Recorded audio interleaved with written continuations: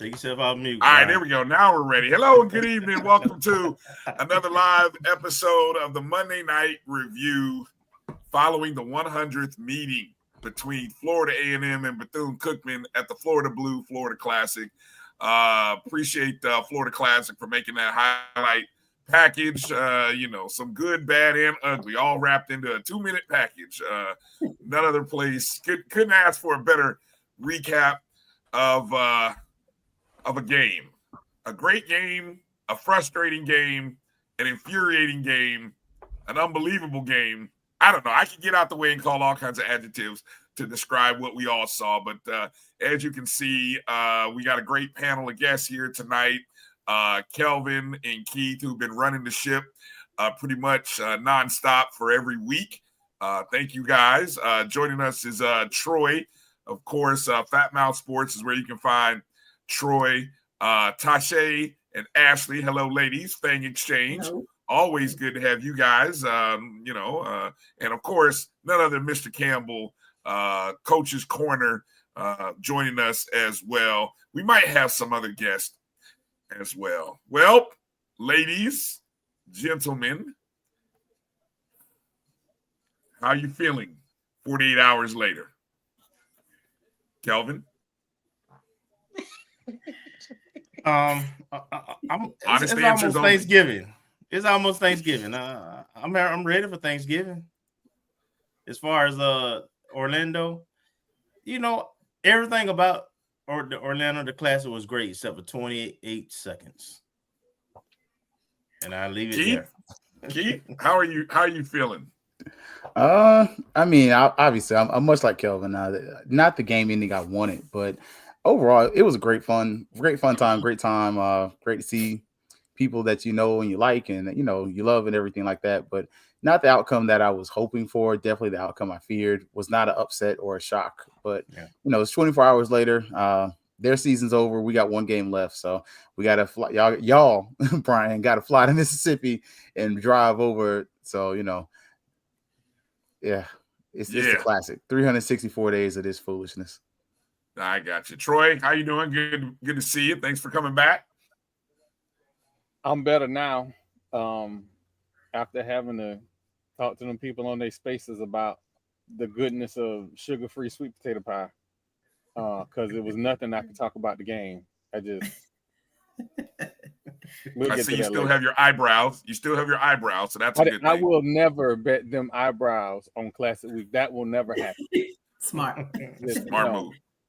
Smart move. Tashay in the center square, how you doing? I'm doing good. Unlike, I guess, everybody else, there was no doubt in my mind that we were going to win this game. So, and I don't know why, but there wasn't a doubt in my mind. And I feel like as it progressed, that my reasoning for that was evident and in the end, but we'll get into that. But, I'm still sick about it. I'm not gonna lie. I'm not better. I'm still sick about it. I'm angry. I've watched the game a few times, and we'll talk about it, I guess.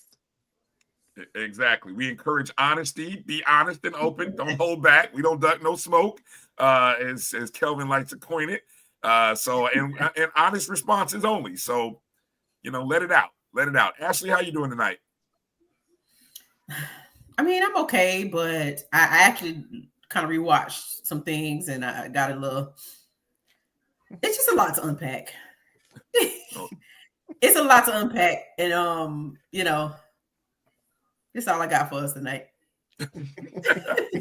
Steve, good to have you on. Thanks for coming back. How you feeling, brother? Well, I'm going to try not to be long with it, but I am. I started the week off supporting our men's basketball team in Athens at the University of Georgia. All that. Shout out to the Class 8A sponsoring the men. So supporting the Rattlers sports. Ended the week doing a watch party. And so I watched every game, a 7-hour watch party, starting with Delaware State and South Carolina State. Big FAMU watch party, 7,000 viewers. And then I wake up this morning and watch the coaches call and read Gerald's great article. And I'm confused about some of the statements. So I start off for it, and now I'm waking up at this time after I read and heard and what, and I'm confused. So somebody gonna answer questions about me because all I know is the people on this chat, on this screen, and the people we support the team. So I'm kind of confused about support, but I'm gonna get into that. I'm gonna point that out. All right, Steve, it might. Let me just jump in real quick. Steve, it probably wasn't the time for you to bring that shit up. All right, go ahead, Brian. Well, we'll duck no smoke around here. We cussing? I just okay. I mean, look, right, I'm gonna lie. Look, let me, on the coaches call this morning, Gerald and my boy from WCCV came out throwing haymakers. Like, first question, you coming back next year? Like, oh, and if you come back next year, like, oh, I thought I was supposed to be the bad boy. much to unpack.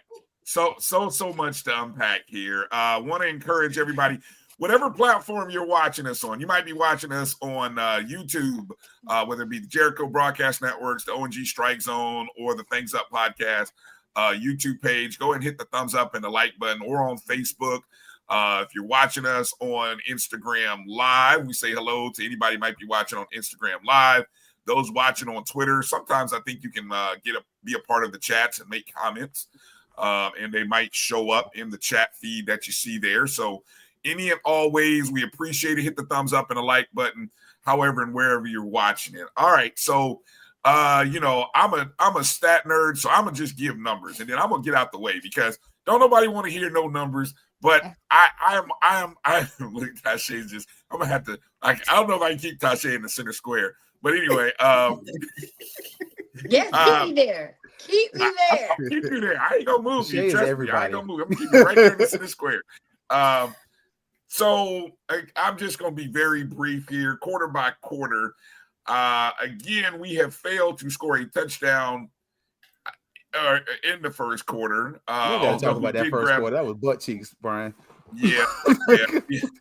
We grabbed the lead on the Daniel Porto 45-yard field goal, then turned around and gave it back on BCU's ensuing possession on a 25-yard pass from Timmy McClain, who was a Central Florida legend at Sanford High School. He got the start. He hit Lorenzo Jenkins for a 25-yard pass, 7 plays, 61 yards. Bethune goes up 7-3. Going into the second quarter, Hold on. Because you skipped over a couple big things in the first quarter. Go ahead. First things first. Oh, you want to do it like that? Okay.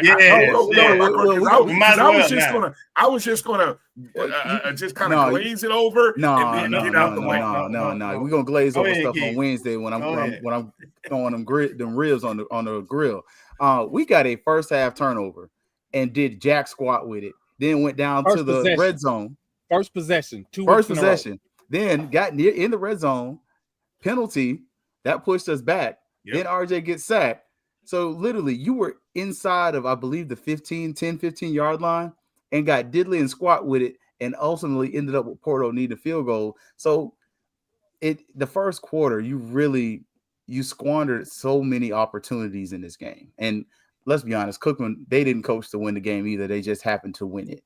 But just at that first quarter, you didn't do a great job of taking advantage of the opportunities that your defense that has been much maligned created for you. Also in the first quarter, it ended 7-3. The score that BCU had, we had just made a sack. It was because they were at the goal line initially, right?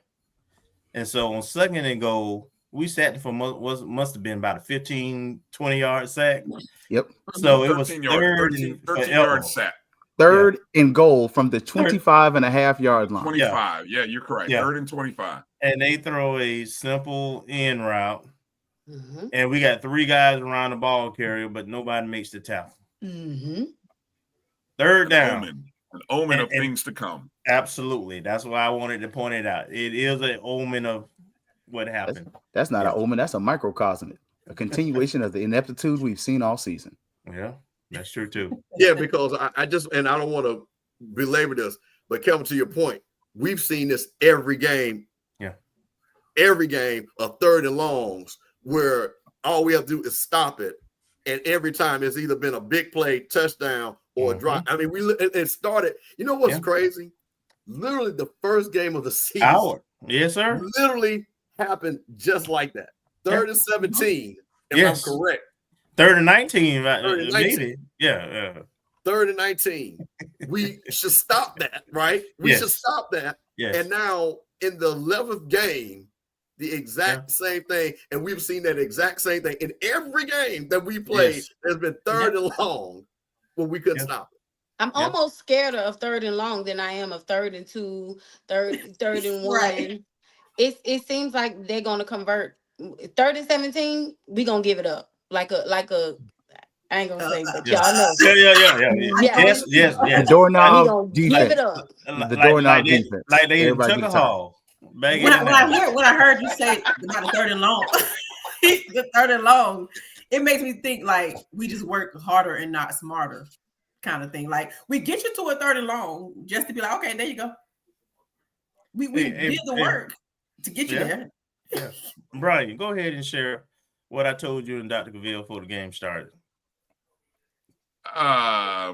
In terms of what was gonna happen. The prediction. What I was scared of. That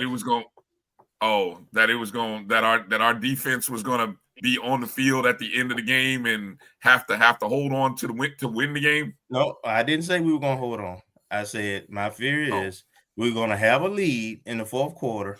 And we're gonna give it up, and they're gonna beat us in the 4th quarter on the play. That was the direct prediction. That was a bold Kelvin, that means you spoke it on us. Then that just means you spoke it on us. But that's because I knew the story. Every game has been that. I can't even blame you, Kelvin, because it's a story, huh? Every game has been that. Oh, somebody said it. No, blame Gerald because Gerald got the score right. Defense. Did he really? Yes. Gerald got the score prediction right to the T. My prediction was it had to be, that there were going to be big plays and whoever got the ball last was going to win. I did not. Yeah. I said 38-35, but I said for us to have 38 and them to have 35. So I was 1 point off and I had the team wrong. But I knew it was going to be a shootout, but we knew it was going to be a shootout because of the way we both have played all season. But both defenses were not very good.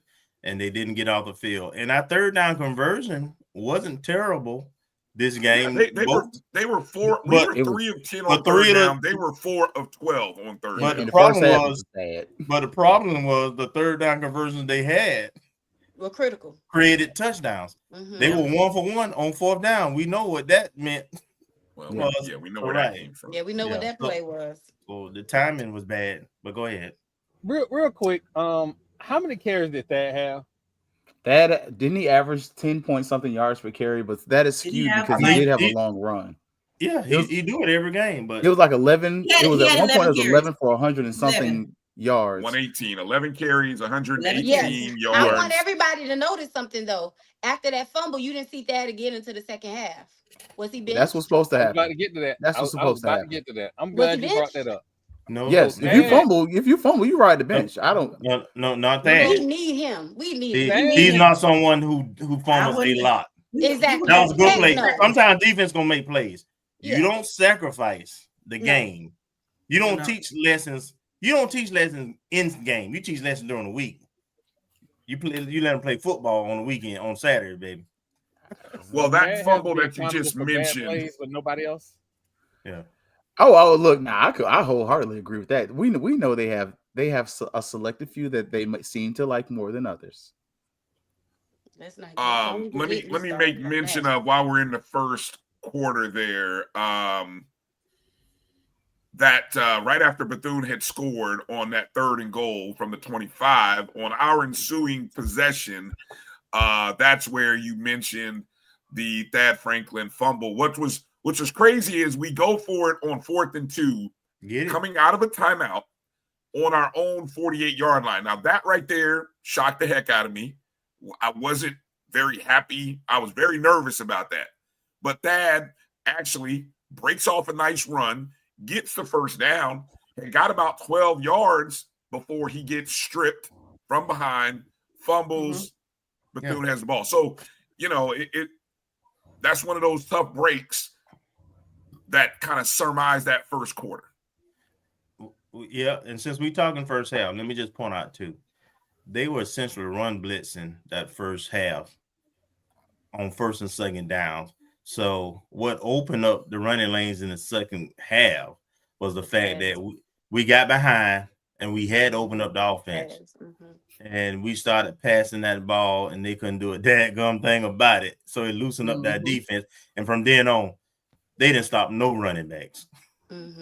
But it was the fact that we changed our offensive approach and started gashing them with the pass game that opened up the run for us.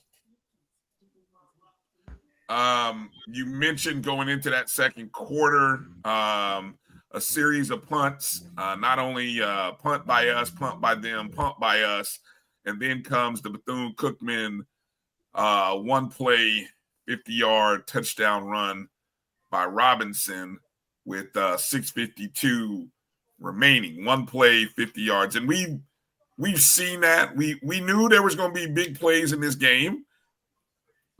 Another omen of things to come. And so there you go, a one-play 50-yard drive. And then I thought one of the drives that really was,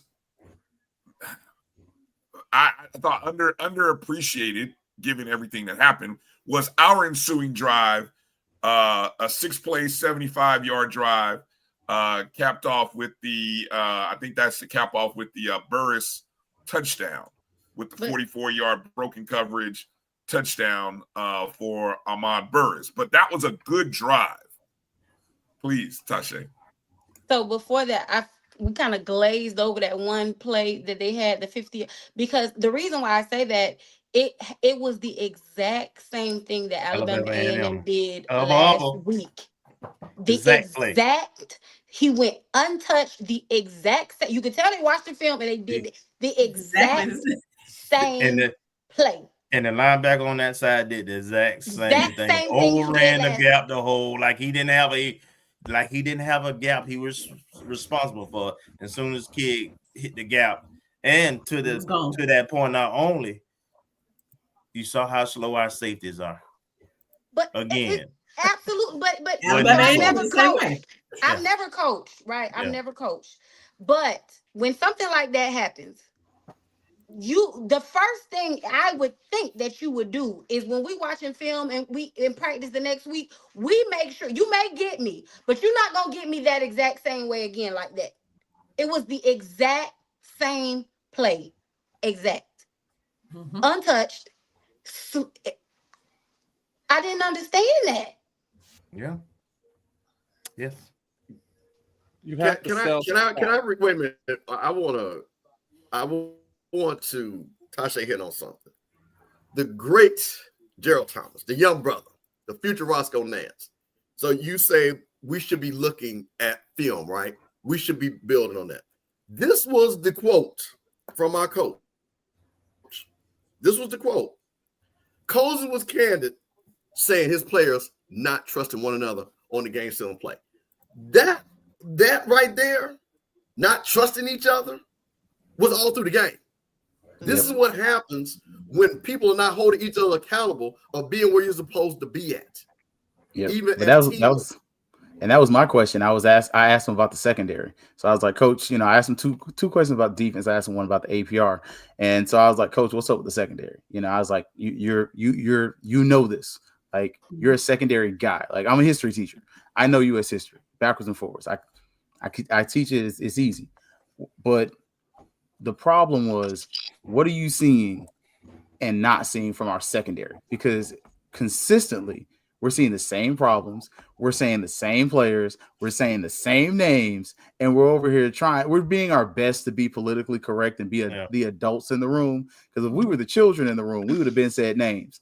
But we're being adults and we're just saying number 19 is getting torched. And we watched for literally 4 quarters where 19 has 3 of the worst plays that you could ever put on film, to the point to where it's like, dude, I don't know what you're looking at. And to the point where the coach can't even defend him. Like the last play of the game, Cozy is being nice, but even like post game, Troy, you were next to me. Cozy's like, I guess he was seeing ghosts. And then even today he was like, I don't know what he saw. Like 11, out of 11 players, one player doesn't do the right thing, and that's the player that consistently gets caught and torched and gets burned.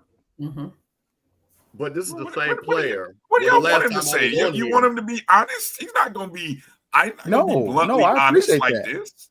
Well, I appreciate that. This is the same player that again, we respect him because we know these are young men. These are our Rattlers.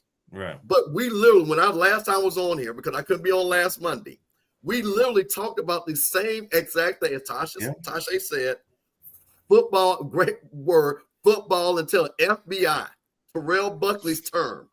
And if I'm going 3 weeks ago saying the same thing, and to Tasha's point about film study, and we go 3 weeks and it's the same name. I'm just going to tell you a secret. I have managed over 400 people in my 25-year career.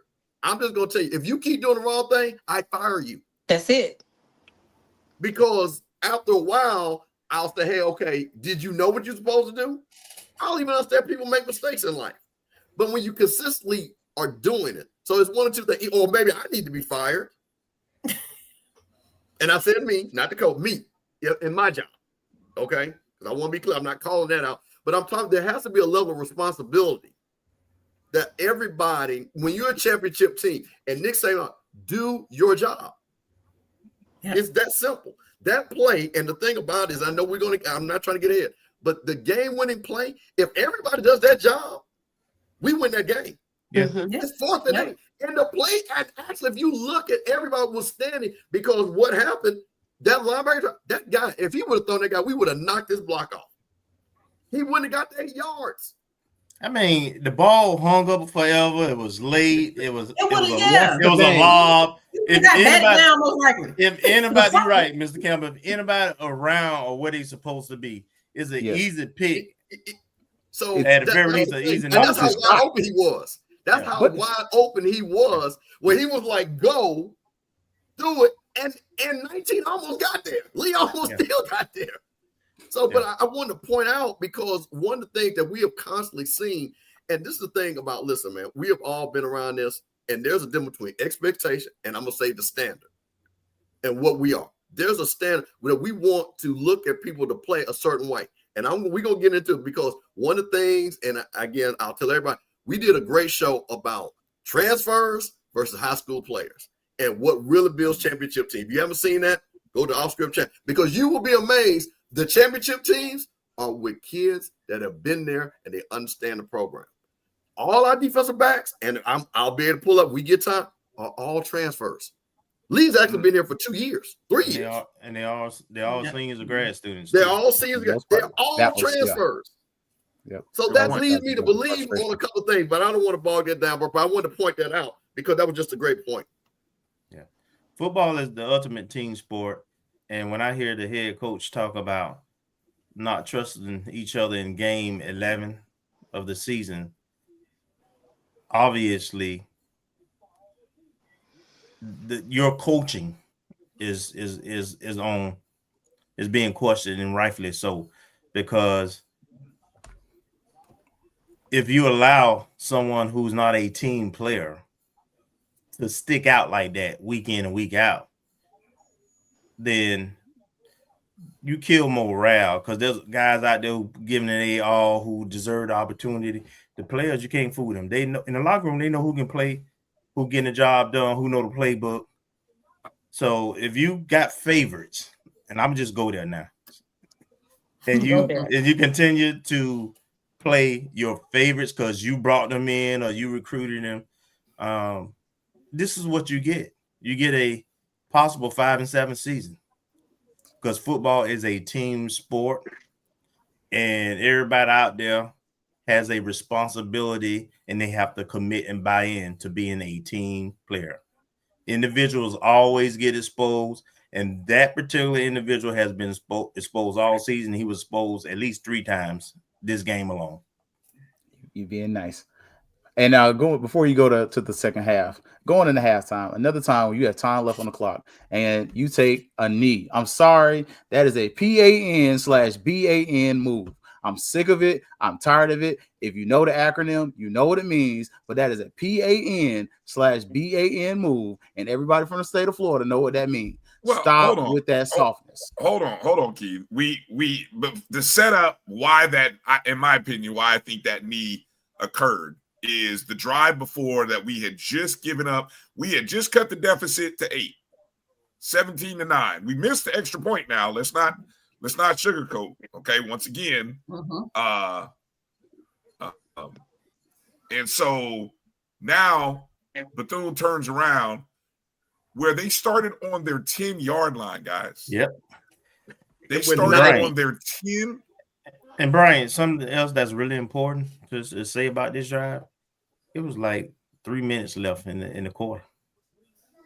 Yes. 3:56. Yeah. 3:56 remaining in the half, right? And as I'm just kind of scrolling through, looking at the play-by-plays, I'm noticing two things that stand out on this long A drive. 3rd and 7 on the FAM 47. An incomplete pass. Oh, but wait.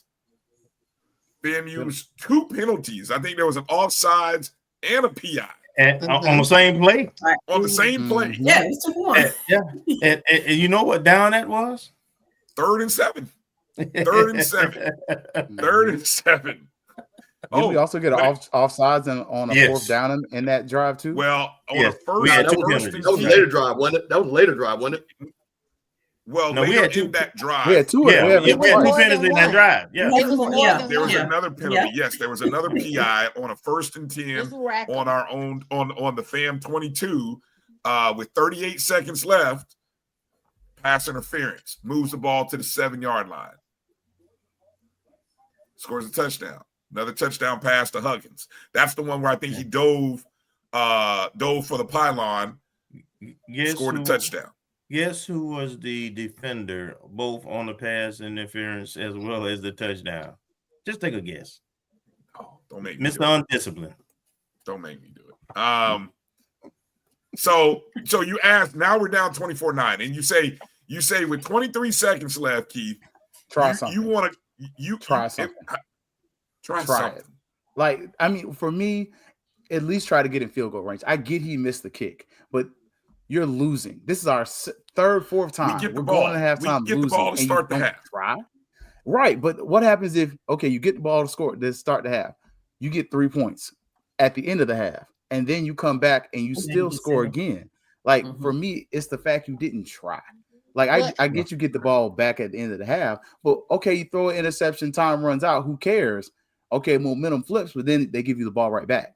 Like I think I have an issue, especially when you're losing at half with 20-some seconds left, just taking knees. That's to me, I don't think that's not aggressive. Plays, that's 90 yards. It's a lot more things, bad things or worse things that can happen under that circumstance than good, frankly, Keith. But to your point, if that's your mentality and you have that kind of aggressive mentality, which our head coach doesn't, then you've got explosive return guys. Teaching your guys to do fair catch instead of giving them an opportunity to break a daggone return. Now that irks the hell out of me. Yep. And Bryan, just let me say this to Keith's point. We've taken a knee whether we got the ball coming back out or not. We've done it pretty much standard practice. Sure. It's standard practice. Yeah. So whether we get the ball coming back after the half or not, we've taken a knee. And it's been 20 seconds. It's been 10 seconds. Whatever it is. 18 seconds. It doesn't matter. And you do have to have a situation.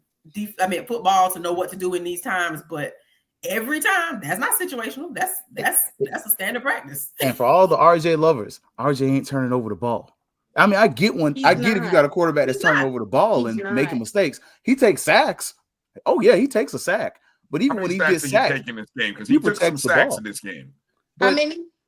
I was trying to see what was probably about 3. He took a lot. I'm guessing. No, it was more.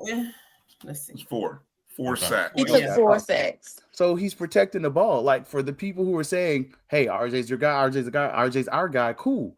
Give him that chance to try to push the ball downfield late in the quarter to at least, hey, he's not making mistakes. Like that's the benefit of having somebody that is being protective of the ball like that.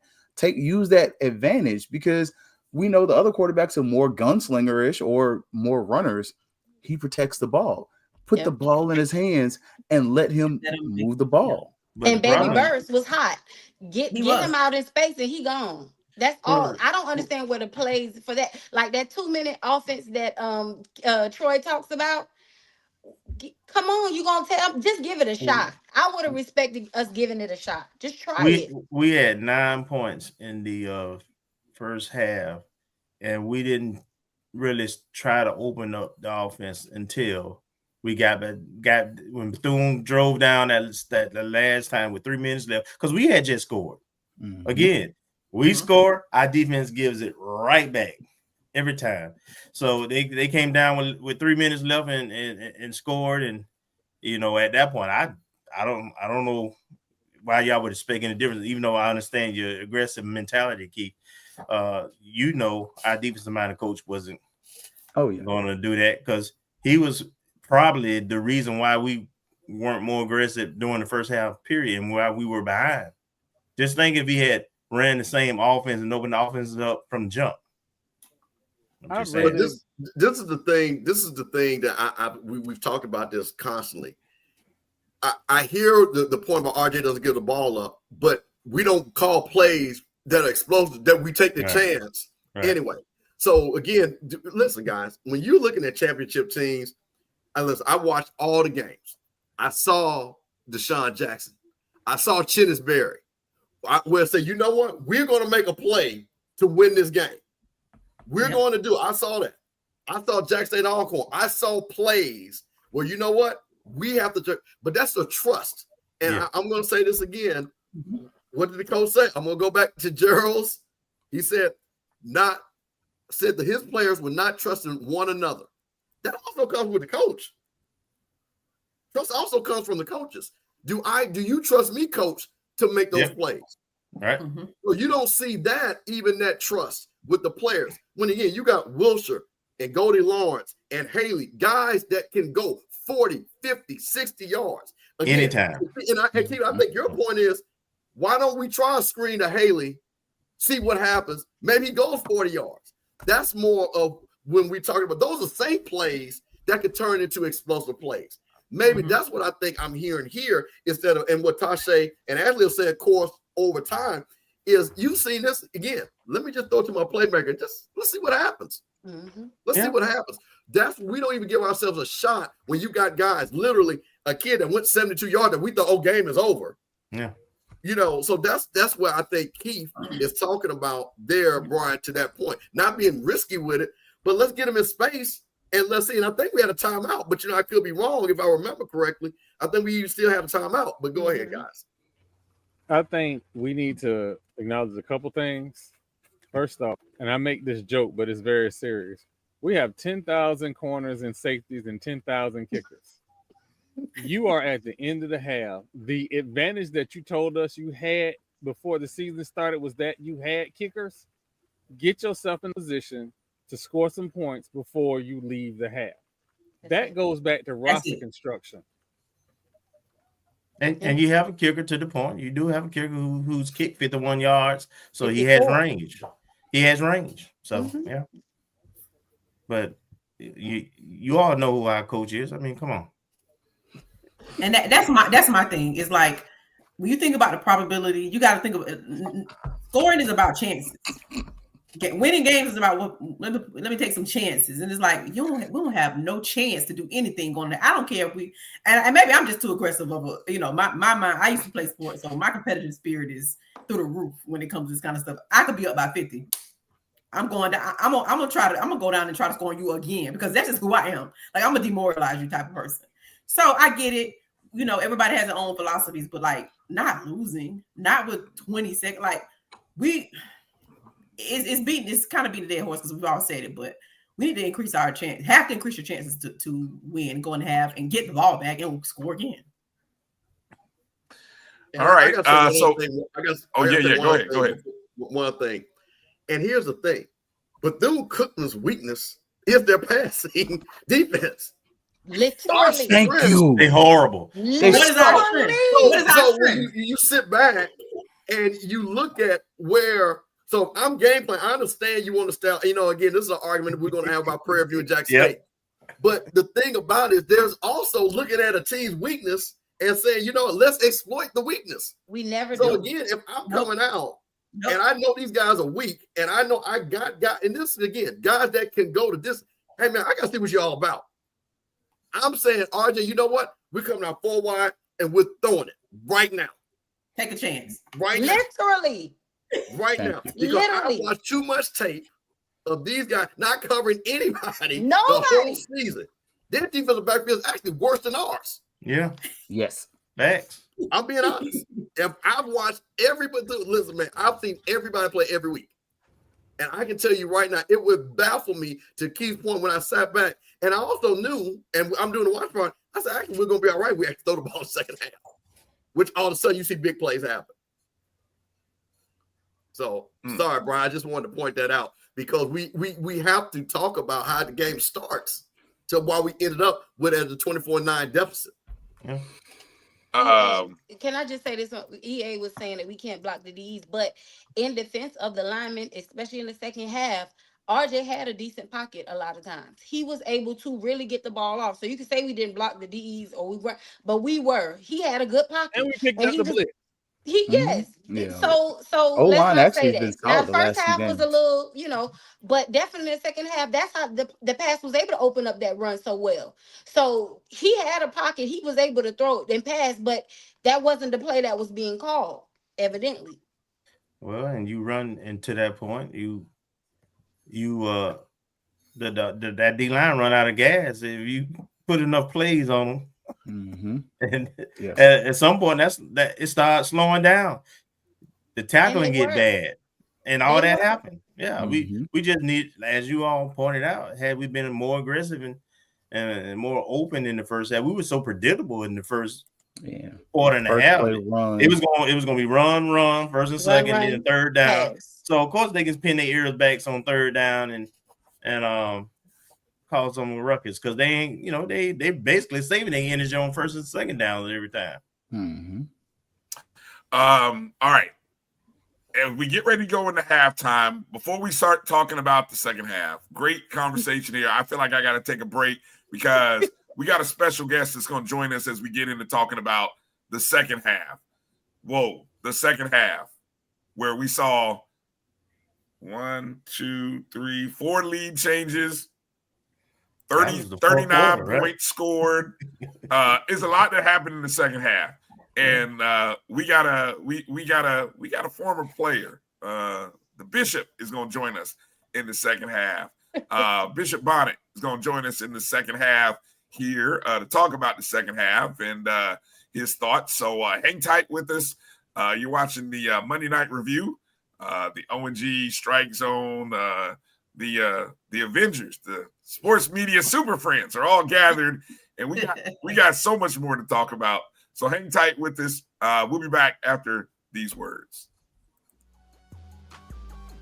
This is the Dean of the College of HBCU Sports, Kenyatta Cavill of Dr. Cavill's Inside the HBCU Sports Lab with Mike Washington and Charles Bishop.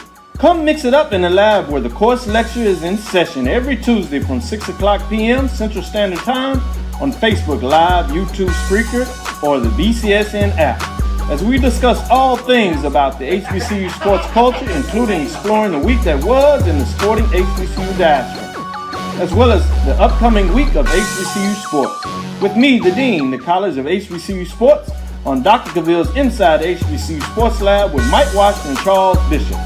Course lecture dismissed.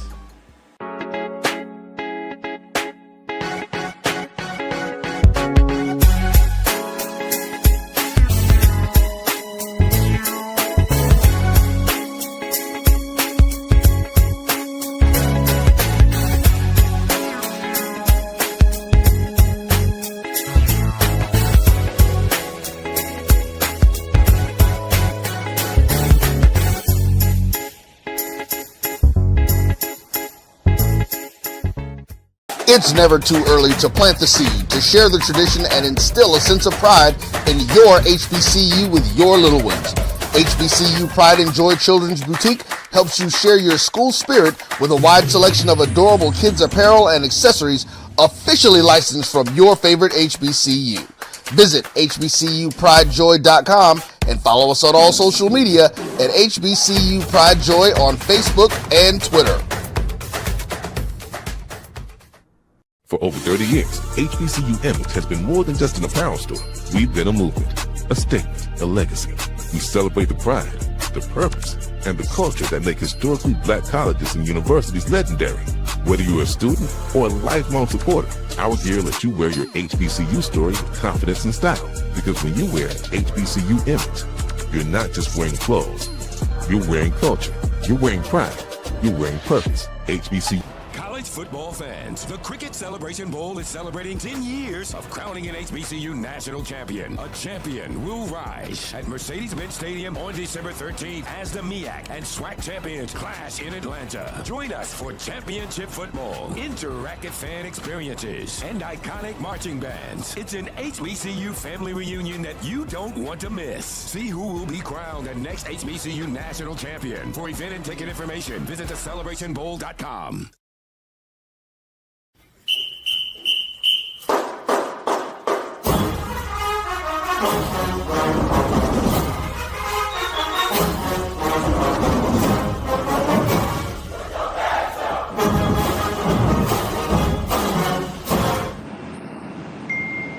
All right, welcome back to the O&G Strike Zone, the Monday Night Review.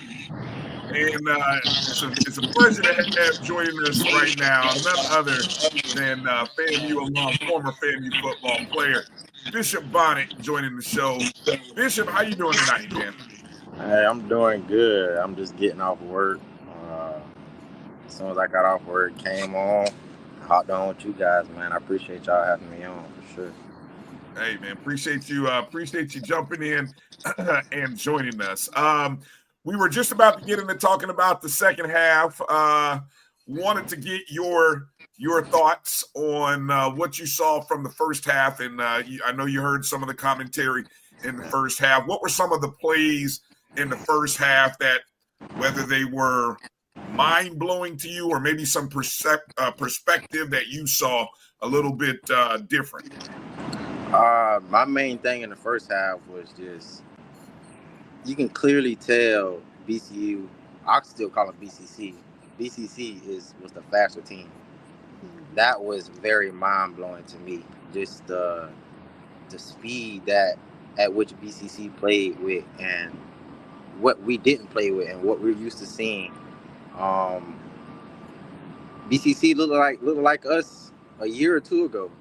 Little guys in the backfield, little receivers, little guys that can just move and run fast. So that was a big thing for me in the first half, and we just looked very lethargic. Our offensive play calling was very bad. It was always run, pass, first down run, second down run, third down pass. We did that for like 3 or 4 drives. Yep. Until we finally switched it up, and then the drive we switched it up, we scored on that drive. We just looked very lethargic. But then in the second half, one thing that I was big on with this team was I thought this team was big on, I call them front runners. When things are going good, they are all hoorah, and So to be honest, to see them fight back to be down 24-9, I honestly thought the game was over.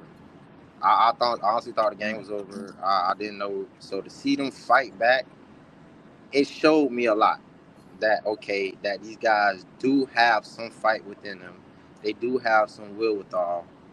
It's just, in clutch time situations, that one play kind of showed our entire season. Everyone can be doing something right, but just that one guy can mess up the play. And that was us all season. Like, just that one guy didn't make a block. That one guy didn't make a catch. That one guy didn't guard his guy. Yeah. That. So it's kind of like I had a lot to say tonight. I really did, because it's kind of like I had to sit back and think about it. Is Cozy is at a disadvantage. now that the season over with, we should win Mississippi Valley. We can really talk about it. He was at a disadvantage. He only had 20 hours in a week to practice. They couldn't practice on Mondays, right? Not the full week. I mean, during the season, nobody cares about that. But when you're looking at the totality of everything and what everything he had to go through, I don't know. I'm not big on firing guys. But after that loss, I kind of was like, hey, that loss was different. It's just the way we lost. But I really did like the way we fought back. I really did like the way we fought back and made it the game. I really do. I really do. So let's talk about that comeback, because again, and this is opened up on the floor to anybody. We scored 18 straight points in getting back into this game, down 27-9. We score on the first possession of the third quarter. 8 plays, 68 yards, another Ahmad Burris touchdown reception from RJ. Then going into the fourth quarter, a 10-play, 62-yard drive that ended in a 37-yard field goal. A little frustrating in how that one ended because it seemed like we were rolling towards a touchdown. We cut the deficit to 24-19, and then we get the 1-play, 72-yard touchdown by Jamal Haley. And now we're up 27-24. While stopping,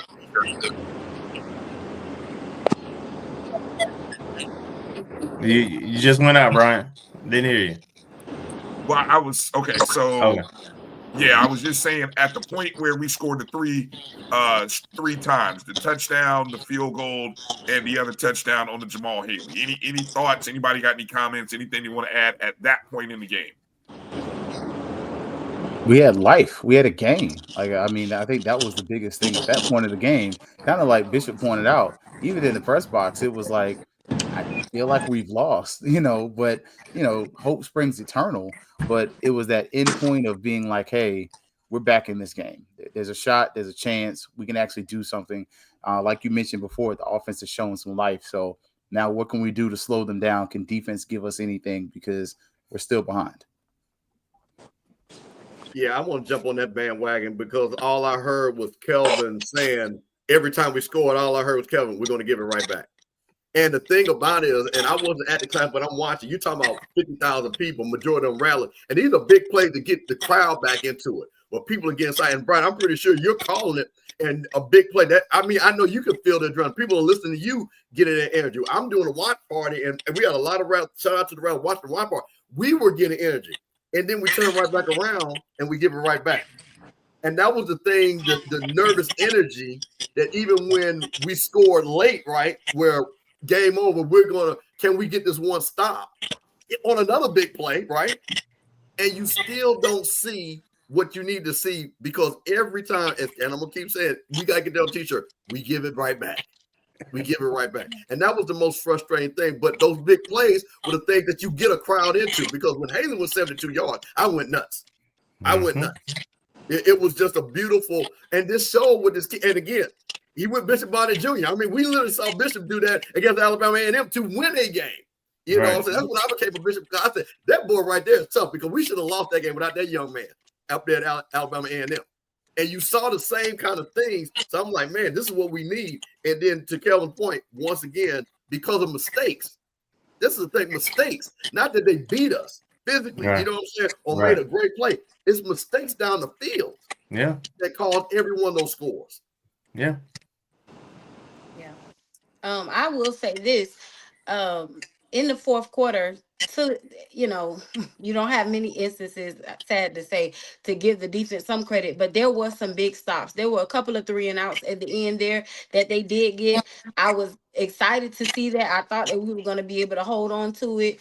Well, you know what? Let me not say 3-and-out, but they may have had like one drive, and then the next drive they made some stops when we went up 27-24.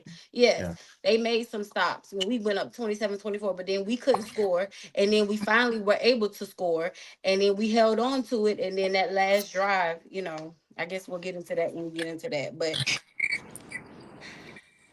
they did make some stops. Oh, you muted, Troy. Go ahead, Troy. We need to acknowledge a couple things. Discipline. discipline cost us a lot of games. Discipline costs us possessions. You don't work on discipline on Saturdays. Discipline happens during the week, in summer camp, and in spring. That's when discipline happens. So you either coaching it or you allowing it to happen. Mm-hmm. We had stopped them to get a penalty. They get a first down. Mm-hmm. Mm-hmm. Yeah. It sounds like a new game, but it's not. It's all season long. Yeah. Thanks. Can we address the other elephant in the room? Cookman really could have salted this game away at that point. Like, they started really throwing the ball at a time where it was like, if you just run the ball, this game's over. Like, I'm sorry. Which point, Troy? I mean, Keith, what point? In the third quarter, you started looking around, like Cookman had gotten to a little space to where they got past that. They had time to where they could have really eaten up more clock, and they started throwing the ball too often. Not me hating, because I love it, because it sounds like your boy might get a new contract. That's a benefit for us. But I'm just saying, like, it wasn't a well called game on either side of the field. Nope. Nah, that game clearly showed why both teams have the record that they have. Mm-hmm. Facts. Well, as Kelvin or maybe Mr. Campbell said, we grabbed the lead and then we do what we do and have been doing. We gave it right back. How many plays? How much time? Let's see. One. It was less than 40 seconds. I can help you out. It was less than we scored. Who shall not be named? Yes. Went for a strip instead of trying to tackle somebody. Yes. My thing with that is like. Hell scored with 7:47 left to give us a lead for the first time, 27-24 since the first quarter. And then at 7:03, we didn't have a lead again. Two plays later, 67-yard play. I mean, of course, we'll show the clips later when we get to that fun segment. But 67 yards, touchdown to the house.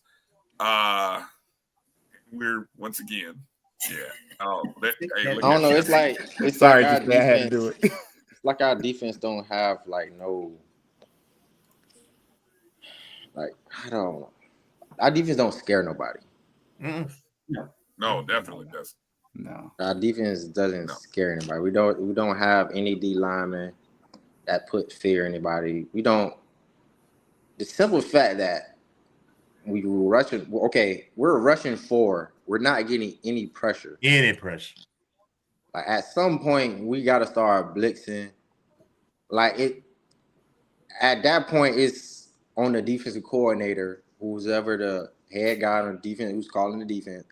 That's a mindset on the defensive coordinator. Like, that's his mindset of being timid. Like, and it showed, like, you know how they say, like, your team takes on a persona of the head coach. Yep. Like, it shows, like,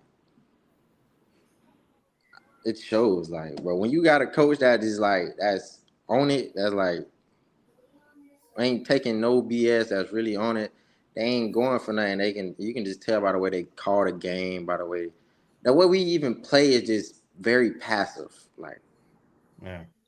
Like, we're not a passive team, brother. We've never been like a passive program. So for us to turn around and try to be passive, and I don't know, I don't know.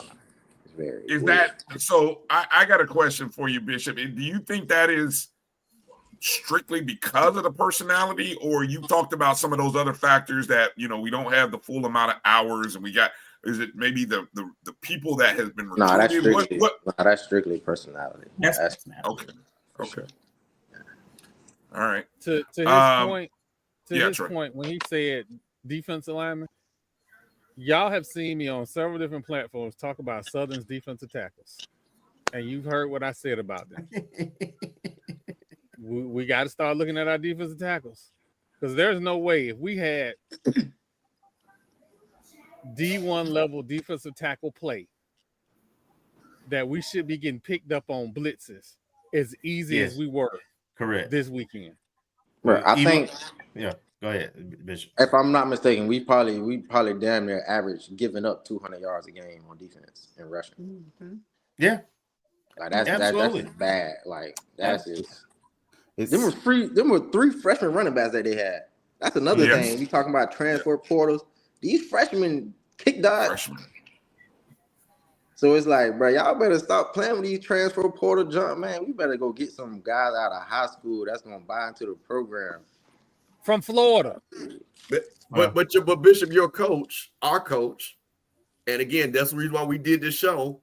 And shout out to the people at 220 Club who actually have played, have coached, asked the question as we're losing talent because bring the talent back, get the talent recruited. And he said the best players in this conference come out the portal. We did a show. That's not true. And again, I'm not. See, my thing is, I don't like to talk about people because I don't know you well enough to talk about you. I only like to talk about facts.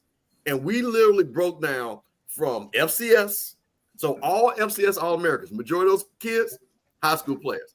All SWAC team, majority of kids on all SWAC team, high school players. And we're not going to talk about a guy like Andrew Bynum because he just went SWAC to SWAC, but he came out of high school. One of our best players on defense, Riley, was a guy who committed to us out of high school. Is a safety. I forgot what number he is. I think he's like number 27.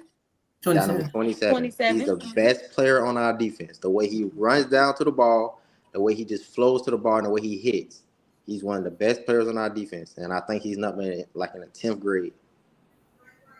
It's the reason why he started playing much, much more towards the end of the season because they gave him a chance and he made plays. I'd rather to me personally, I'd rather take my chance on a high school guy than a guy that's been washed up. I ain't gonna say like all guys are like that, but it's the reason why these guys are in the transfer portal in the first place. 100%. And I'll give you a scenario, the argument to that. You look at a player like yourself, right? You come in, don't play a little bit, you start working your way up. By the time you get to be the superstar you were with us for 4 years. Yeah. You see what I'm saying? Compared to a portal guy, right? That to your point, if more likely not, especially if he's coming down to our level, does not have the stats, does not have the ability, and then you're going to keep him for a year, and if it doesn't work out, guess what? Because when the portal opens up, most of those transfer kids are leaving. But you got to think about it though. Like when we played, like all them transfer guys, they had to buy into what we was doing. Mm-hmm. Like they bought into what we already established. We was already running the show. We already knew what it was, and they just came and they just fell in line to how we ran things and how you feel me. Everybody that came was family, so we weren't like just one on no green stuff. But at the end of the day, it's the way we ran things, and you joined us. You joined us. You was not bigger than the program. I don't care what school you came from, how many stars you got. You was not bigger than the program. Period. Not bigger than the program. That needs to be on the shirt. That needs to be on the shirt. You are not bigger than the program. I tell my students that all the time. You're not bigger than the program. And because I want these players to really realize, like I want these players to really realize when my freshman year, to say you was on a football team, you were just another student. I keep trying to tell these guys, like my freshman year in 2016, I was a walk-on. And just because you was on a football team, boy, you was not. Say you on a football team now. Oh, you getting whatever you want, probably at the school. Because I'm already knowing, like, so I just feel like guys are just happy to just be on the team. Like, it ain't no pride in saying I play fan. It's just, yeah, I'm on the team, I play football. Like, and you can just tell, like, certain guys who got it. Certain guys who got it. You can tell by the way they play and the way they go about doing things. But you had a coach that already said, what was it, 2 weeks ago after the game? Not now. One of our players scared him. No, I'm going with. I think improve his point. Yes. It was a 220 club I'm talking about where they were asking about, the whole high school transfer thing. And I think coach was like, You gonna give me time to develop high school talent? You won't give me. You talking about 4 years? You won't give me 4 months. That was actually right. the quote. Right, Yes, right. it was. So what I'm getting at, to y'all point, his mindset, his mentality reminds me again. I've said this quote on the show before. It reminds me of Mike Tomlin, what he said. Some people they looking for talent because they run from coaching. Some folks can't coach, so they need to try to out talent people. They don't trust their own coaching, and I'm putting that out there. That's what I'm saying. You run for coaching, so you trying to get stars. You chasing stars, right? And football, as Bishop pointed out, is a team sport. It's a team sport. Me and my girl, y'all have to understand. We wired. That's how wired we are. I see y'all. Lord, that was not planned. But it's no lies detected. Come on, Troy. You ain't got to raise your hand. Troy. Come on. I'm the PWI guy here. I'm the Florida State PWI guy here. I'm the Florida State PWI guy in the 90s guy here. I don't want to hear that. He was not coached that way. He would have never been allowed to get away with what has been going on now. Absolutely not. I watched him get pulled in a game. Look, that's why. Look, the best players got pulled by Mickey Andrews. I'm a Tallahassee native. Look, grew up watching Florida State and going to FAMU stuff. Like, we all know. It's getting hot in here. We're not doing that. We just tell the truth. Excuse. Mickey was coaching first-round draft picks like they were freshmen. You coach players hard to get the best out of them. Maybe you ain't Mickey Andrews. That's the point. It's a lot to unpack there. I got some thoughts. I don't know. We don't have enough time. Let me move forward here. As we are now trailing at this point. Lord have mercy. We're trailing 31-27. And then this probably was our I don't know, maybe I'd say this might have been our second best drive. Maybe our first best, because again, it started back from our own 25-yard line. We get the ball with about 7 minutes to go, just under 7 minutes to go. We go on a 9-play, 75-yard drive, taking up 4 minutes and 43 seconds, caps off by the Thad Franklin 19-yard touchdown run. We have a lead with 2:19 to play, 34-31. I asked the question at that time. Go to the now. Keith asked an interesting question. And Troy, you remember I asked Marlo this question when this he was running. Was this in the press conference? Where was it? Where did you ask this question? I asked this in the press conference. No. In the press box. I said, look, I asked the question. I saw him running. I was like, would you take a knee here so that you go down because you don't trust his defense with the clock?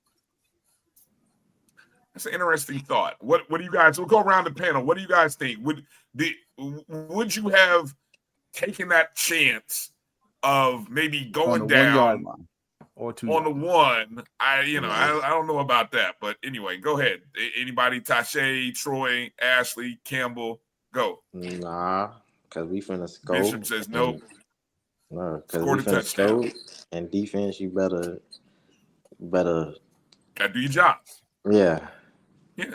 Okay. I mean, you gave up a touchdown, 41-yard touchdown on a 4th and 8. I mean, so it's not like guys want to do it. Right. Again, it was one guy. Yeah. To the point. I understand. Folks want to say, well, you overthinking it. This is football. That's why it's the question. You don't practice. This game 11, not game 1. Damn it! You got opportunity to score. It's a rival. You score. You play to win the game. Score. Get the touchdown. And damn it, as Bishop has talked about, have some pride. Fundamentals. Don't jump offside on 3rd and 4th down. Give first downs. And then on a 4th and 8, I don't give a damn if they complete whatever in front of you, but don't give up the touchdown with 28 seconds left. That has nothing to do with us kneeling or scoring. So Then So, on that no. last drive, we jumped off sides on like a 3rd and 3 or 4th, Mhm. 4th and 3. Yeah. Yes. Yeah. We could have And ended the gave game right them- there. We Yeah. gave It should have them been. the first down. We gave Twice them in the game, we gave them first downs on 4th down like that. And it was the same guy. I think it was 90 both times. 92. Oh, sorry, So baby. it can be like I say, everybody can do their job. It's just one guy. And at the end of the day, that's like, to me, that is on coaching, because at that time, you already supposed to be like, as a coach, saying, yo, this is everyone, this is what we practice, this is what we do. He probably was saying that, and I wasn't there, so he probably was saying that. But it's just like, I don't know. In those key moments, that defines you as a team. That lets you know like what it's all about. Because when we played, we knew when it was crunch time, when we know we needed all 11 guys to make this play. We trusted all 11 guys to make that play. So I don't know. That opening drive by Bethune, just in case anyone forgot, started with a 10-yard sack on first down. So we get a sack. They end up having to use one of their timeouts now, or actually the 2-minute timeout occurred, right? So this was right before the 2-minute timeout. Mm-hmm. We get a sack. They come out of the 2-minute timeout, y'all. It's 2nd down and 20. 2nd and 20. Yeah, that pissed me off. 20, yep. Right? That's incomplete. Now it's 3rd and 20 on their own 20. They pick up 17 yards. 17? Yeah. Over the middle. Yeah. Here we go. 4th and 3. And then we call the offsides. 4th and you know 3. why we running so offside. much zone? You know why we running so much zone? Because he is scared that these guys are going to blow by us. Yep. Why? Because we are big and slow. I don't know why we trying to get these big guys, these 6'4", 6'5". Like, bro, I don't care if he went to Power 5, bro. He's big and slow. Like, these guys are getting burnt. These guys are getting flying by. Like, we are slow, bro. We are slow. That is crazy. Absolutely, we are slow. Florida A&M. All you got to do is look at it, Bishop. All you got to do is look at explosive runs. When those guys break, ain't nobody coming to get them. Not even the safety. Nobody. But you know, but Bishop, but I also want to talk about this though. But I want to talk about this though. With your team that you guys had, and the teams again, we had Quinn Gray, where we're talking about speed galore. But the one thing about it is, you guys were also football tough. BJ Bowler, Kendall Bowler. Mm-hmm. Hey man, we accepted the challenge. So not only, but you got to understand, BJ Bowler is a 4'3" guy. That's what I'm saying. But not only that, we accept. But wait a minute. But what they will tell you, because that's wait a minute, and Kelvin and Bryan, we were all on here. And when we first started, what did we? We got all these fast guys, DB, all these guys. That's what we got to a point about these DBs. All these DBs, these guys are fast. That's what they told us. That's what was told us. And things. But what I'm also saying is that also comes a time where you have to be tough. Well, you know, when we were in open, hey, I tell you what, she went great. Our championship season at Alabama State. Y'all remember that game? Mm-hmm. The game was going back and forth. Mm-hmm. That defense said, no, we're going to win this game. Yeah. It's not going to happen on our watch. And when you're talking about people, again, Bishop, your mentality, big play, Bishop about it. You see what I'm saying? It also has to do with the mentality. So when those guys, to Brian's point, the fact that we even discussed it, should we down it on the 1? The fact that even, and I understand football intelligence because there's some intelligence to that, but that shouldn't even come into play because we're not even that intelligent for that to even be in play. And to your point, there is not, and I believe Haley is, there is not one guy on that team that when it's crunch time, that's like, hey, coach, give me the ball. Yep. There's not one guy, I believe that one guy on that team that's like, hey, coach, we need to play. You know who to get the ball to. I think Haley is that kind of, he strike me as that kind of guy. He do like, you need to play, home run potential. Just give him the ball. Like, you need to play, just find him the ball. Like, just get him a way to get the ball. I would argue Wilcher is in that same vein, but the thing with him, especially with it, is just does he catch the ball? Because once he gets it, Consistency. God That's the forbid. thing. You got to be Him, consistent. Speedy Like, Rogers, Goldie, consistency. Well, no, Goldie, did Goldie play in this man, game? I thought Goldie was hurt. bro, Tate, bro, He whoever played. got that one on, whatever his name is, Yeah. bro, Yes. Take your number off. bro, Drink take some water, that off. ladies. Give him 99. That boy 99. This is You a got take that my stick number on off. like that, and you tripping. I'm talking about you been tripping all year. I'm not like, I don't think he. How many touchdowns he had this season? Probably 1 or 2. I don't know. He dropped by 4 of them though. That's what I'm saying. Like all season, that boy was tripping. Like, yeah. And what they did, including this game, kept putting them on out there. Yeah, that'd be my thing. Right? But the crazy thing, Bishop, to your point, just one quick point about that. Listen to what we just named: Goldie Lawrence, Wilshire, Speedy Rogers, Haley. Mismatches all over, even Campbell at tight end, where plays could be made because we're not. And again, and this is where my thing is with RJ. RJ is not a quarterback that 90-yard drive, Bryan, that you're talking about. So we're not doing that. I'm sorry, he's not that type of quarterback. He has not developed that. But those guys that Bishop was talking about have the ability to go 40, 50, 60 yards. Yeah. And think about, but when you to the point when the time comes, when Rogers, because he dropped that ball, that was a touchdown. That changed the whole game. I think we kicked the field goal. That's the one we kicked the field goal, right? When he missed that, am I correct on that? Yeah. Yeah. So in those kind of moments, it's like it's the classic. You got that stick on. You finna catch a pass in the end zone. You finna score, and you drop it. Like, come on, bro. Like, come on, dog. Like, bro, this is sometimes them lights be too bright. Like, sometimes them lights be too bright for people, dog. Like, that's what I'm saying. Like, Bishop, the lights are always right at Florida A&M, though. That's the thing about it. This is literally Florida A&M. We play in big games every year because we are FAMU and Bethune-Cookman was bad. It was still a big game. FAMU and Jack State was still a big game. FAMU and Southern with 2 bad teams was still a big game. Alabama State, FAMU. If you come here, you sign up for that.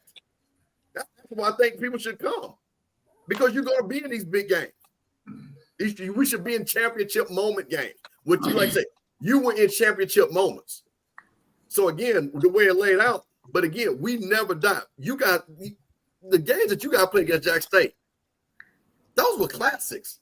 Those were hard hit. Alabama State. But guess what? Nobody in the SWAT beat us other than Jackson State during your time.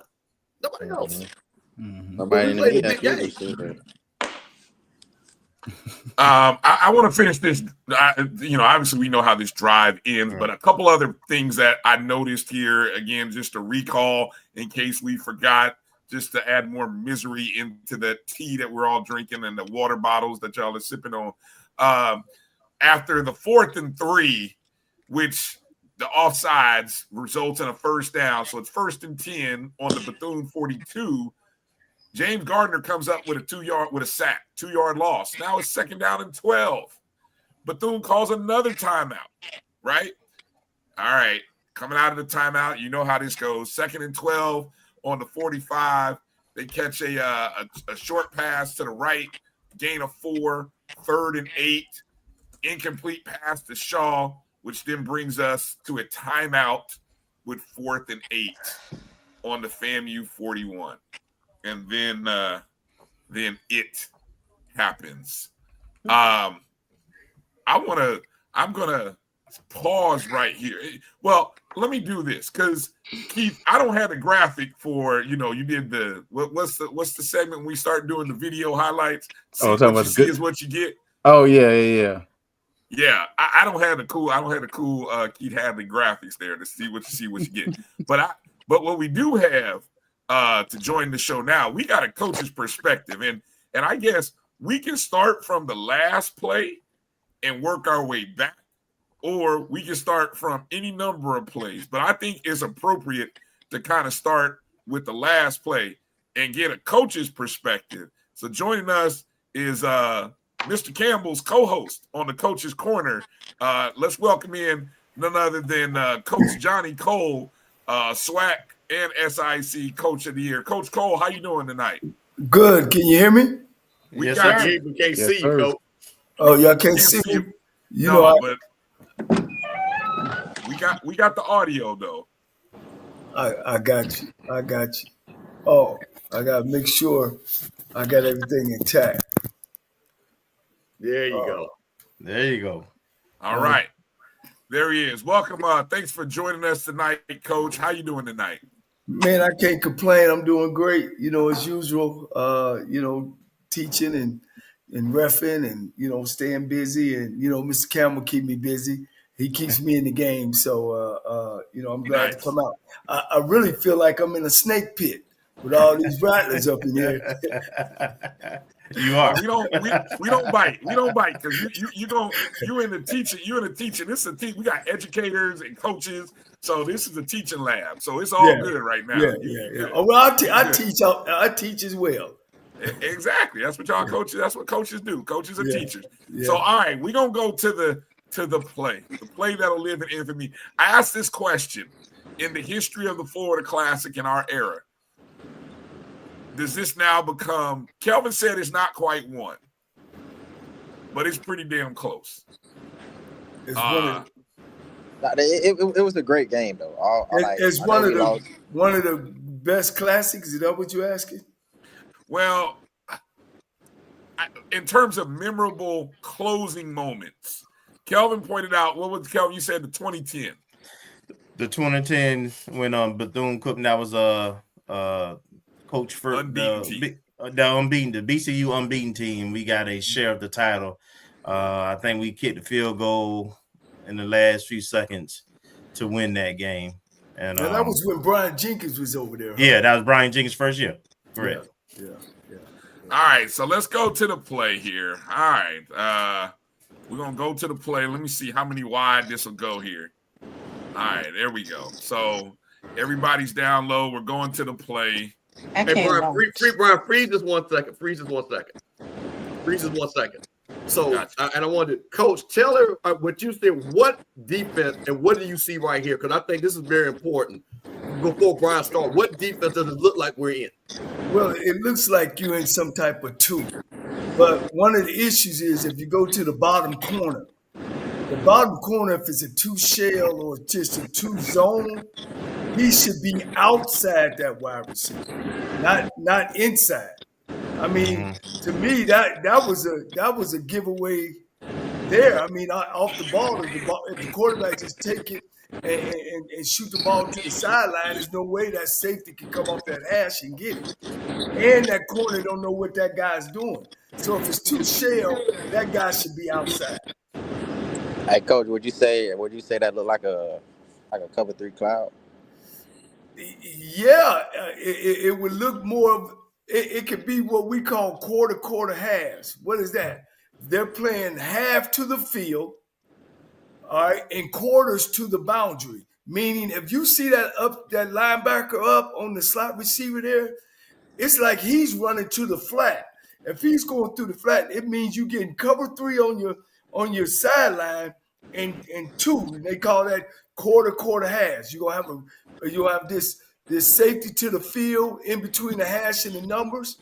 You're gonna have that safety there, and that corner should be belling like hell.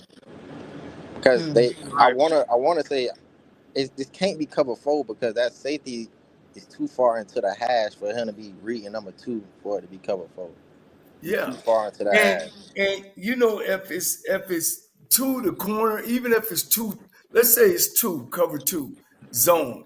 That corner is reading number 2's release. Once number 2, they both went vertical. So that means now he's got to stay outside of that guy and push everything inside. But then number 2 sits and run the dig route or little end. Then he's got to get out of there. He's got to get out of there. I got a question, Coach. Just looking at the onset at the line of scrimmage, I had a question as far as would you send 4 down linemen or just send 3 and have that extra guy stay in coverage and maybe have one of your linebackers, if not both of them, kind of run a zone or like a zone spy situation there? I would send 3 and cover. Why should I cover? It's 20 seconds left in the game. I don't care about the first down. I want Right. to go ahead on and tackle you, get you down. Now you got to run back up to the line of scrimmage. So I would have sent 3 and put more in coverage. But, you know, I've talked to guys all over this country about this last play. And, you know, like most of them say, I'm not trying to fool you. I'm going to go and put nickel or dime in the game off the rip. Right. And we're going to keep everything in front of us, and we're going to run up and make tackles.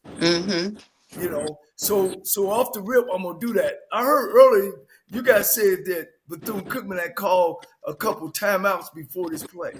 Yes, there was. Yes. So I'm glad you said that, because this is coming out of the timeout. They called a timeout right going into this fourth. Now, again, I'm glad you said that, Coach, because I was going to mention this. This was 4th and 8. They have a timeout left, and this is coming out of a timeout. And I'm wondering, they only need 8 yards. Is it possible, and I'm thinking this, that if we're playing this defensively, to basically keep them in front of us, and all Bethune needs is a first down, if Bethune gets anywhere close to the 30, there's 28 seconds left. They still have time to call timeout, and then they're essentially in field goal range where, at worst case scenario, they can kick a field goal to tie the game.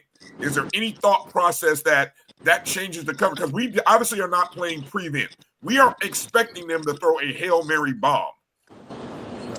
I wouldn't necessarily throw a Hail Mary or get us in field goal situation.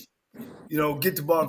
But, you know, even now, when I see the front, you guys got 5 guys up line. The boundary end, he drops to the flat, and they bring them. So I think naturally they brought 4. You know what I mean? Instead of, to me, just putting them in a regular set, another linebacker, 3 linebackers across, everybody drop, get where you're going, you know, and drop another guy because you got a dime in the game or nickel package in the game. They should have made that adjustment, to me, in the huddle. And that's just the way that I see it. You know, it's a difference. I want to put my little 2 cents in. One thing about it I want to say before I even go further. Sometimes, man, these kids want to save and make the big play, and it always happens. They think they thought they seen something. But I know, too, that, well, damn, Coach, you the one recruiting me, but put him in the damn spot. So, you know, it's a little give or take. Go ahead, Bishop. From my viewpoint, That's it. That safety, like I said, that safety is too far into the middle of the field, too far into the hash. If we playing quarter, the perfect coverage for this would have been quarter cover 4. That safety should have been reading number 2. That corner should have been reading number 2. He bit because he didn't have no help from the safety. From the way I view it, there is no way that safety is helping him backside with number 2. There's no way. Yeah, go back just a little bit. Can you go start this play over? Just go back a little bit. Go back some more. Can you? This is the start right here. Okay. This start it. Yeah. So it looks like we have 4 down linemen. This is right before the first snap. Well, it's 3 down linemen and a hybrid, because that guy on the far left side is not a defensive lineman. He's like a linebacker hybrid. Okay. Coach, are you looking for when the cornerback was trying to communicate with the safety? Yeah, What you were looking for? Yeah. You won't see it. The video. I don't know if you see it. I don't know. It doesn't really show. It's like from 0. It's like from, okay, yeah, right here. Now watch he look over. He looks, see him looking over there to the safety. You talking about the top of the screen? Like the safety look back at him. No, he doesn't. Like, that's what there's zero communication. 35-yard line. 35-yard line. He's gonna look to the safety as if to say, "Hey, you got over top."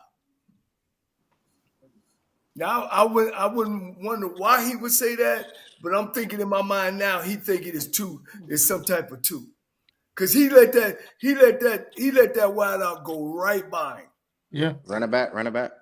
Yeah, if it was 2 zone instead of there's no way they could have been. There's no way they could have been playing. And can you show me they could have been playing? And I just can't think that Coach Cozy or the DB coach would tell that kid that. I don't know what was the issue of the communication? They got to be playing. They got to be playing cover 3 cloud. There's no way they playing cover 2. Because if they playing cover 2, that safety should be getting off the hash as soon as the ball snaps. Right, and it was so bad. It was so bad that the ball. He waited to catch the ball. And the quarterback called a shot. The quarterback literally immediately after the ball is snapped points and like go there. So what they did. So what ended up happening was number 1 ran a stop and go.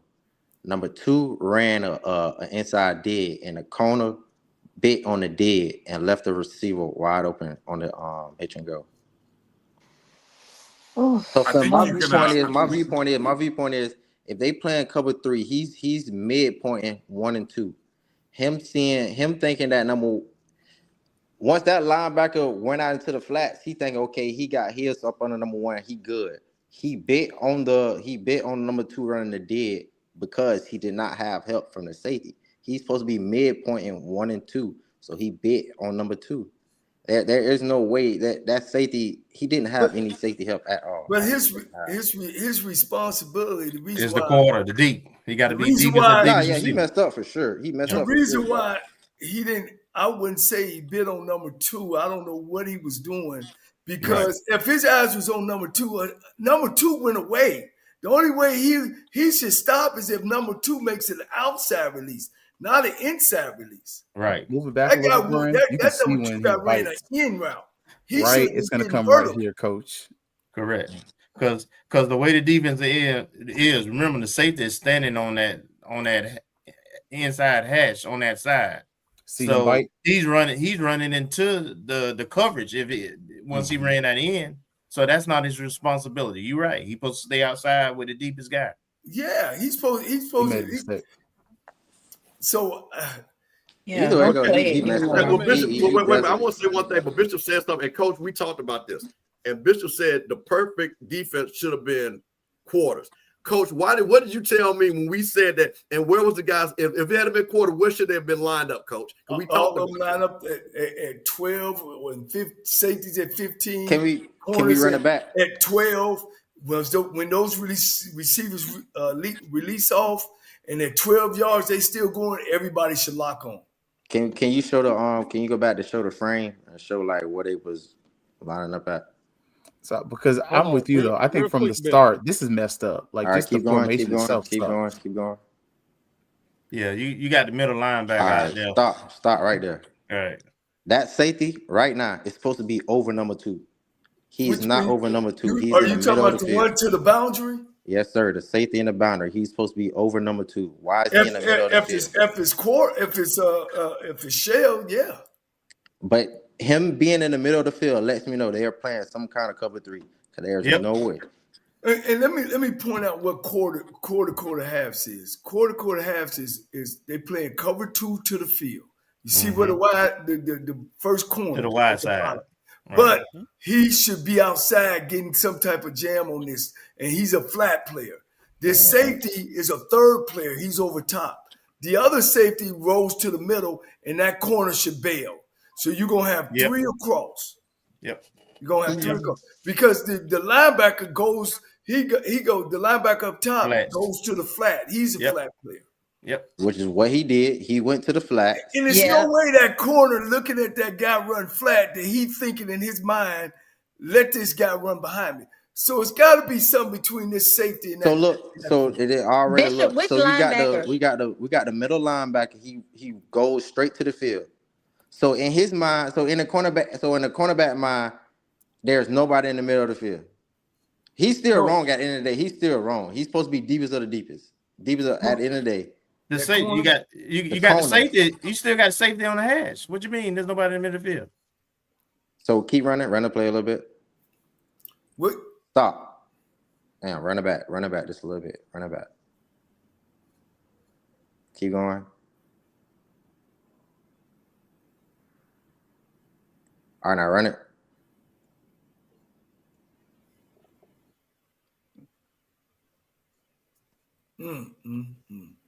Stop it now.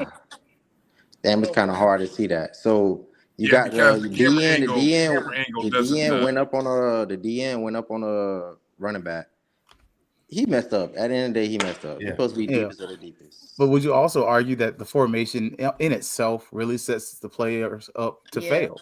Yeah. Like for me, that was the number one thing. Why do you start that formation in the first place? Because Coach Cole, you mentioned the corner should have a responsibility. Bishop, you mentioned there's a spot in the middle, but if there's a safety over the top and you have two safeties and you take one of those D linemen out and put them back in coverage, all of a sudden, to me, that helps eliminate some of that gaming and questioning, especially for a corner who has made mistakes throughout the season. Yep. Yeah, I don't know what that was. The weakest spot between this coverage is the middle of the field and actually where they threw the ball at. Yep. Those are the weak spots of this defense. Go back again. Yep. Go back. Coach, I got a question. The running back leaks out. You're blitzing a defensive back. There should have been pressure if the running back is leaking out, correct? You got to if you bring more than they blocking. Right. If you bring more, but you're not bringing more than they blocking. They block. They got 5 blockers, right? And you only got 4 rushing. So actually, they got an extra guy that's picking up. But that end is locked on. Everything that had the end locked up on the back. So I got a question. What was the linebacker's job? Can you put it up again? One of the linebackers is Nayron. He goes to the flat on the left. That's what I'm talking about. That's what I'm asking Coach. Like Nayron did the right thing. That was his job. Nayron did All right, but look though. I'm gonna keep it G with you. I'm gonna keep it G with y'all though. All right, which is kind of messed up. If he have the flats, say that flat defender turn up and do a wheel, that's his guy. Can I say something? Man, it ain't no coverage like what we looking at. Yeah. it's a bad play call. Unless it's quarter halves, meaning that defensive back is supposed to be back in quarters. That safety to his side should roll to the middle, and this safety should roll to the numbers. So you'll have 3 deep and you'll have 5 underneath. That right there, I've never seen in my 40 years of coaching. I agree with you. So it's a mistake. It's going to be a mistake. Either if they're playing quarters, that corner should know he should be back. This corner should be back, and you got 4 deep. 4 deep is good against 2x2, meaning 2 receivers. So once they release out, all 4 of those receivers should be covered. If it's quarter. I mean, which is what they're in now, and the new term for it, Coach, is cover 3 cloud. They don't say quarter half. They say cover 3 cloud. You can say that. You can say that. That's but how is he running himself out of coverage? I don't understand. That's not true. I thought that Nayron went back because he saw he leaked out the number 2. Nayron's job is to cover the curls. Which is he would have ran a hitch, which he thought he ran a hitch, and he was under that, but he ended up running a hitch and go. So at the end of the day, the cornerback is supposed to be deepest of the deepest. He's not supposed to let anybody get behind him. I know that.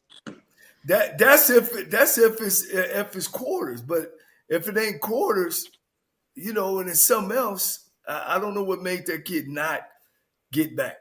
And why would you put a linebacker on a receiver like that? Well, that's what I'm asking. Nobody's answering that question. That's where I was going to go with. That's Bishop. what I'm asking. Bishop, you played some zone. It was a zone. Right. Correct. He has a zone. He doesn't have a man. Exactly. He has a specific area on the field. Agreed. He ran to his area on the field and covered that area. Mm-hmm. The guy stopped and kept going. The corner bit on something that he was not supposed to be biting on. Mm-hmm. Right. Okay. That's what I'm asking. And we had 2 timeouts, by the way, all. So just in case somebody looked out there and thought we were in a wrong coverage, we've seen us blow timeouts for less. That would have been a great time to call a timeout. And if you go back and watch the play, the cornerback, his first step was wrong. Mm-hmm. His first step should be back. His first step was inside. Thank you. That's right. His first step was inside. Yeah. Got me wanting to go back to it again. All right, here we go. Let's see that first step. Now, which cornerback are you talking about? At the top of the screen? Yeah, Yes. the one to the boundary. To the Okay. boundary. I just see it's just it's freezing there. Even that linebacker, Oh, he did. He even sure that did. He went linebacker inside. should not be outside Back. that slot play. Right. His Right. alignment should be inside the slot play. Right. He's already lined up. Technically, where he lined up is already in Yeah, the I mean, if you ran his double, zone, right. if you ran Right. double slant against this up top, both guys Yeah. run double slant. it's wide open. Hell, you gonna catch the ball and run for 10, 15 15, 20. yards. Yeah. Mhm. Yep. Facts. I mean, Yeah. Wow. that linebacker should be inside that wide receiver. When that ball is snapped, he should pop his legs, make some contact, Mm-hmm. and then if somebody's in the flat, get there. Yeah. It was way Yes, too right about complicated of a defense that we played. Mhm. It Yes. was just You keep know, it simple, see, stupid. That was complicated what we did defensively If you on that play. you can see right there, Freezer. If that inside slot guy runs a slant, who catches it? Oh, Right. so now you know. And the that's safety. what I was thinking. Safety That's what does. I was thinking, that the cornerback kind of bit on the inside a little bit, which is wrong. But that's my was thinking why he kind of bit in on a slot guy. His read, if they're in quarters, is look at his release. If his release is across the field, his eyes go to the receiver. I know that's what But he's it supposed to ain't. do. This guy I is know that's what going he's vertical. supposed to do. He's going vertical, and he should be back. Mhm. But Brian, I want to make a point that you said, and I think is just a microcosm. We have called timeout for less.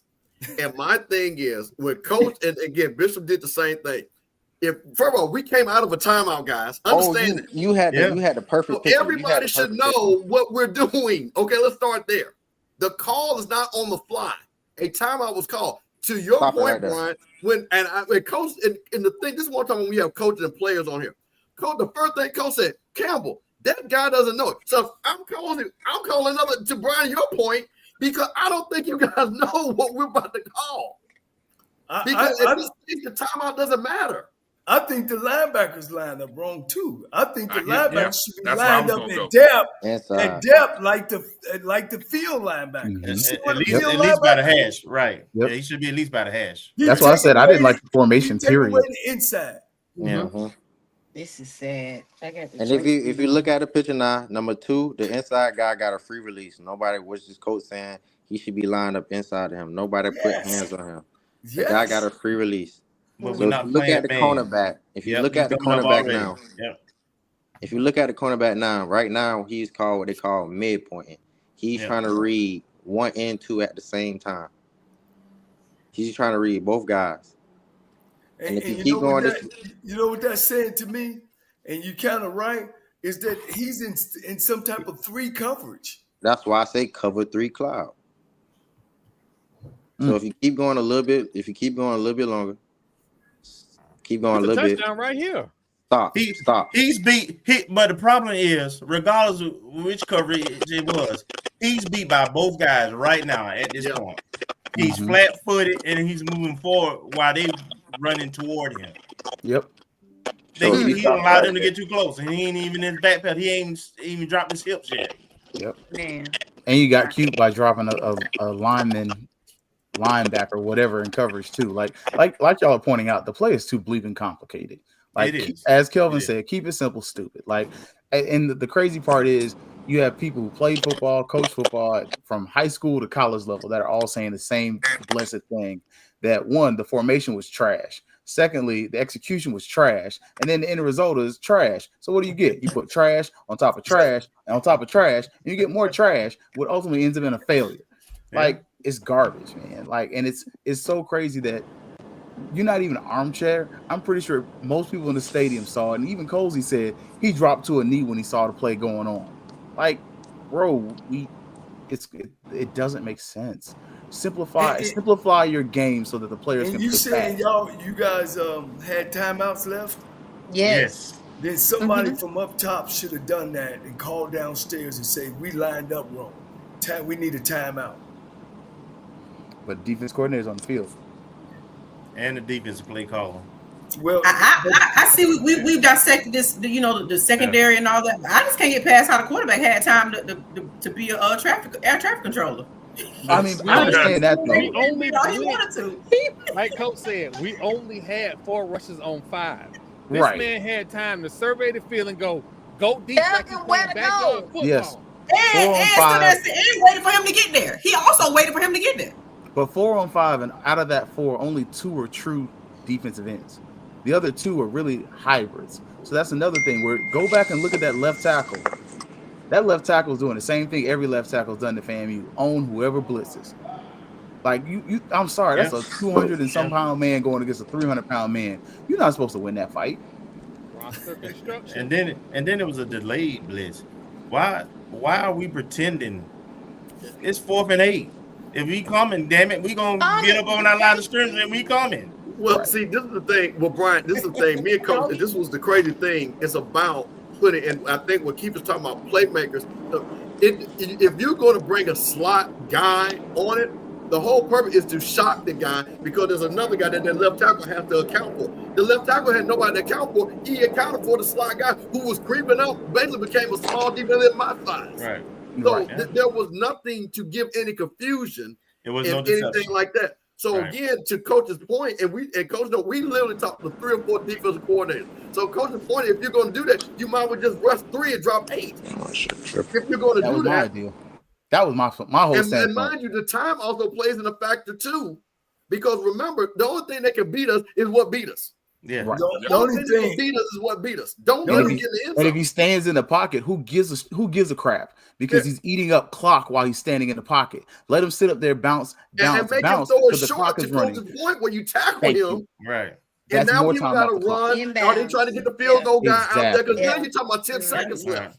It's situational football. And to the point, as Bishop pointed out, it's softness. I think over and over again. It's just maybe they were making the call to stop the first down instead of stopping the touchdown. Maybe they thought that he wasn't going to go deep because it looks like the quarterback told the receiver, keep going. He did. And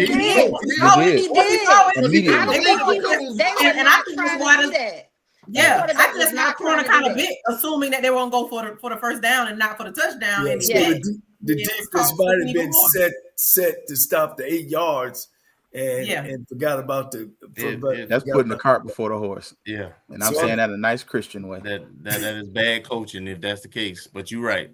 All right, let's find another play, Brian. Please, because I can't stomach this one no more. Okay, and Brian, let's go to the Javon.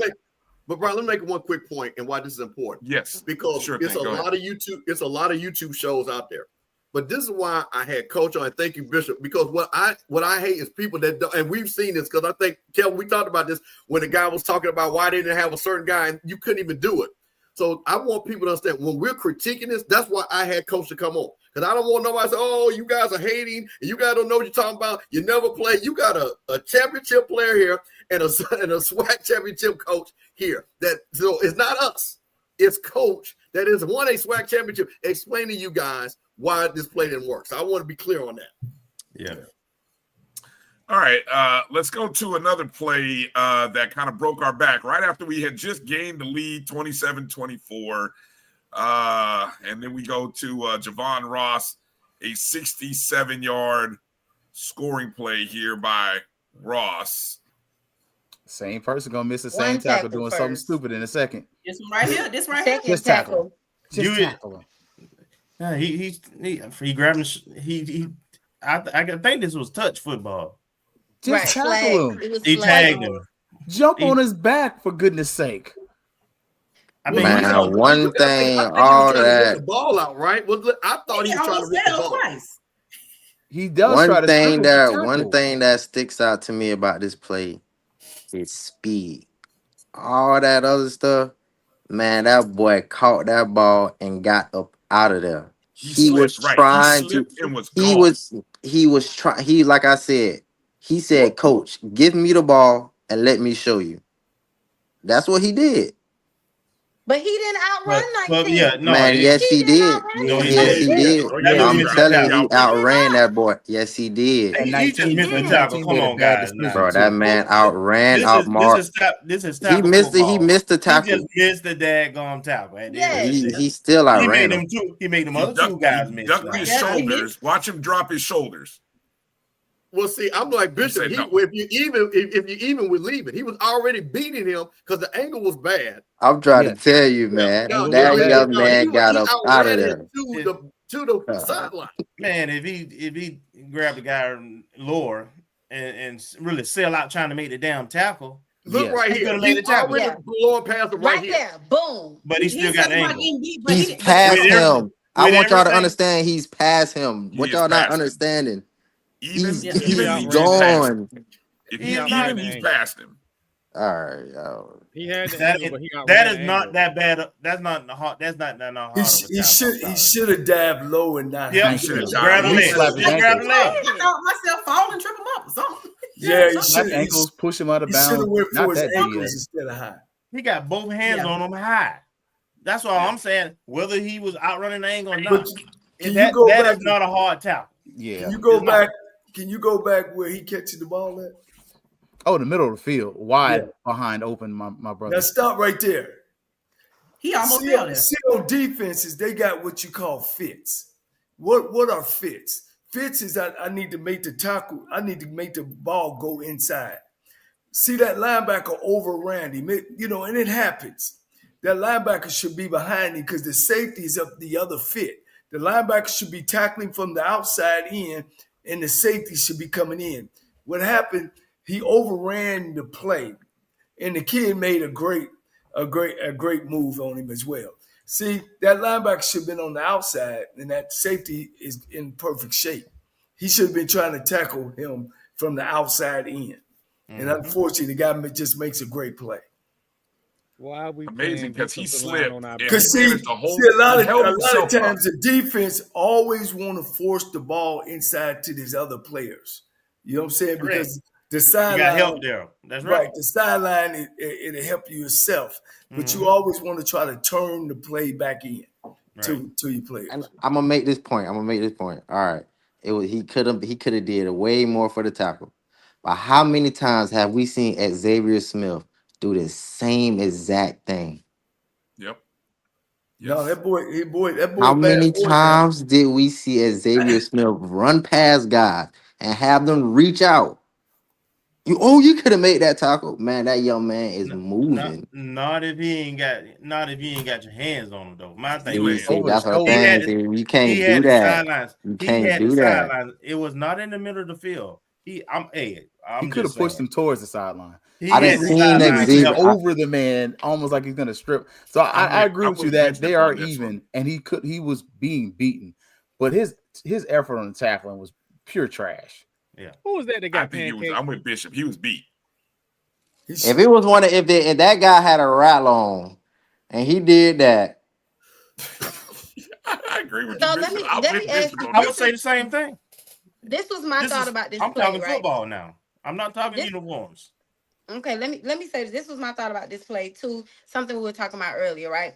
So this happens. I think this was the third quarter, right? Yes, third quarter. Third quarter, this happens. Okay. Then this is number 19. Then of course we see the subsequent play that loses us the game, right? Early on in the game. No, this is fourth quarter, Tasha. This play occurred right after we had just grabbed the lead.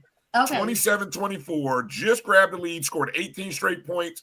This was the second play following that score. Okay, so then, like I said, subsequently we see what happens in that last play with the same person, right? Earlier on in the game, correct? Dad fumbles the ball, right? He's out. We don't see him again until the second half, right? So where is the equity in if the boy makes a touchdown on this play? Why is he not pulled? But we pull Thad, and we needed Thad to make some. We don't see Thad anymore until the second half. My question is to the coach. This is what I'm asking Coach Cole. You pull, right? if we have somebody that's making constant mistakes over and over again, we see this consecutively with this player, right? If you have other DBs, okay, do you pull him or do you continue letting him work through? You know, how does that work? Because we know that we'll pull a player for a mistake, right? Right. Well, unfortunately, football is not like basketball, number one. Number two is when you're in the FCS, your second player might be like a Division III player. I don't know the personnel there, and that particular play, I just think that wide receiver, who everybody on this show knows, he's done that all year, and I just think he made a great play. And when he get going straight, it's hard. He done that to. I've watched film and several times. He done that to Pine Bluff. He done it to Prairie View. He done it to Alabama State. I mean, he's just that dynamic of a player. But yes, if a guy doesn't get it done, yes, you got to be able to put some in there or call defenses where you can have a player if you got to just play a player. Like Coach Cole, they were just loving him last week when he got a pick. No, Bishop. No, we weren't. No. Who's they? Ain't no Who's they? You gotta watch the one who point at our chest. But my thing is, I can love you and still you need a little second. You need a breather. You need to take a moment. That ain't got nothing. You play now. That's the fleas that come with the dog. Yeah, that's what I'm just talking. But you Superman one day and you trash the next. So you need a moment. But as a running back, Bishop, isn't the rule? To your point, and I'm not being shady, but at the beginning of the year, I think the most recruited position was the DBs. We recruited like 400 of them. We have 30 plus DBs, absolutely. But Bishop, is that not the rule though? As a running back, if you fumble, you can expect to see the bench for a little while. Is that not the norm? I mean, every coach different because every coach different. Yeah, every coach. We needed that though. Well, you guys the offense finally came around and started scoring some points. Mm-hmm. But I still see, that you need more improvement on that defensive line because, people been able to run the football. And if you can't stop the run, it makes it even harder to stop the pass. And, and from season to season, I've seen that. I mean, you guys struggle early in the year again on scoring points. In FCS football, you got to score points. I've been at Tennessee State, Alabama State, Southern University. Of course, I was head coach at Texas Southern. You got to be able to score points in FCS. Yes. And be consistent. Yep. You guys want to take a look? You want to take a look at that Jamal Haley touchdown run? Of course, it was only one play, 72 yards. Let me see. We got that one. Let's see what we got here. Like I said, it's when guys like certain guys just want that spotlight. Certain guys just know when it's daytime, they capitalize. And Haley's just one of those guys. Like he's just one of those guys. The line blocked their behind. The line, like as much as people are going to argue about it, they blocked their behinds off. Untouched. There ain't a whole lot to talk about on that one. It was so clean. There was no safety in the middle of the field. They were on the hash or outside the hash. And so once he got to the second level, it was over. I mean, that's a legit 4-3, 4-4 guy. That's what you brought him here for. Literally, that's what you sold us when you recruited him. You said he was a speedster, he was a fast guy, he was a playmaker. He's proven in that place. We talk about your evaluation of players and talent. You were right. Yeah. What made this play successful from the and what did Bethune-Cookman potentially do wrong in the defense there, Coach? Can you go back to the line? Because I think they caught you guys in one free, meaning that they do have an extra man, and evidently the coordinator thought that you guys were going to run the ball because this is a run-stop defense. Right. But good for you guys. You guys ran a mixed directional play, meaning that everybody is blocking down.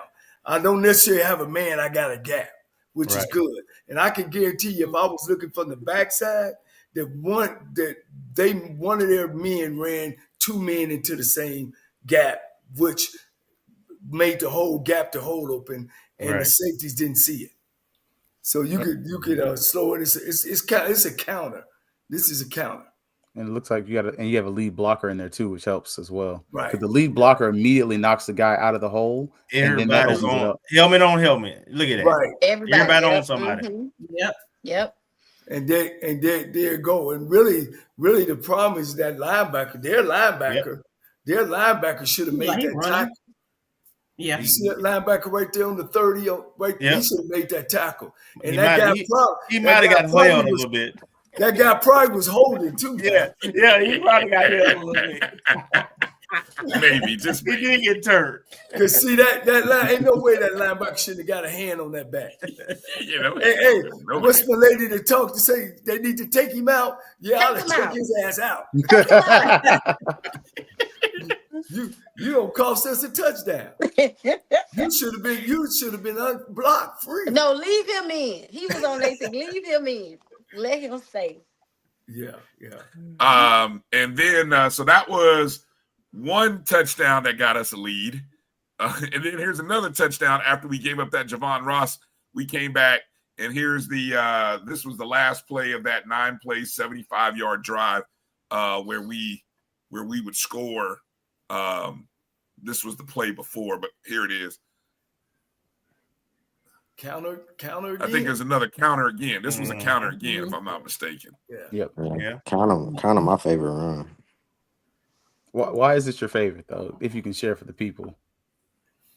I don't know. I'm a little guy, so I can hide behind my lineman, and then I'm real good at pressing the hip of my tight end. So just get lost back there. Ashton Grable 71. That's Ashton who pulled from the right side going left. And if I'm not mistaken, that's Campbell, the tight end who's behind him. Right. Right. And he looked like he went and got a block. It's great. He did. Yeah, he's got the linebacker that's coming up. The first guy is the kick out guy, and the tight end is the guy that leads the back through the hole and get a linebacker. Yep. He picked up that block good. Yeah. You know, Bethune wasn't very good at stopping anybody this year. They just outscored everybody. No, they weren't. At least the people that I think you guys were the only winning team that they beat. Oh, don't say that. That's not a surprise. Well, we're not winning yet. Well, we were 5-5, Coach. So Yeah. We were. Yeah. We were. But yeah. We were 500, not a winning team. Yeah. All right, Brian, let's get ready for the was it school grade? All right. I don't know. What we got? Grades are good, bad, and ugly. What do we got? Real quick. What do we want to go to? Good, bad, and ugly, then school grades, so we can close out. All right. Exactly. All right. We like to do a segment around this time called the good, the bad, and the ugly. Of course, brand new. You know, Bethune continues to give us great content, and we appreciate. Hey, before y'all get that, hey, I'll let y'all Rattlers, man, figure it out because I got to strike, and strike again. All right. Hey, we appreciate you, Coach Cole, man. Thank you for coming on. Appreciate it, Coach. I appreciate you guys, and if y'all want to win in 334-318-1141, you can catch me. We got that, Coach. We got it. All right, take care. All right. Let me see. Coach Cole. All right, hold on. Where did Tasha go? Oh, Tasha hit the wrong button, I guess. Maybe she had to grow. I don't know. She's too cute for us. I don't know. She's somewhere. I guess she'll come. She'll come back in. I'll look for her. All right. Good, bad, and ugly. Let's go around the horn. Let's I don't know. What do we like? Let me see. We lost, so that means we start with the good. Yeah. Let's start with the good. Kelvin, good. What you got? Oh, my good is this was one of those games, even though I hate the results, I felt like the team, it mattered to them. They cared. And the fact that they went down 24-9 and came back multiple times, that's the good for me. That shows some Rattler spirit, man. And after the game, I saw guys, tears in their eyes, distraught, having to be. That's what I'm saying. It meant something, and I hadn't seen that a lot this season. We got 6 losses. So their reaction to the adversity of the game, and to put us in position to win in spite of that adversity, that's the good for me. Yeah.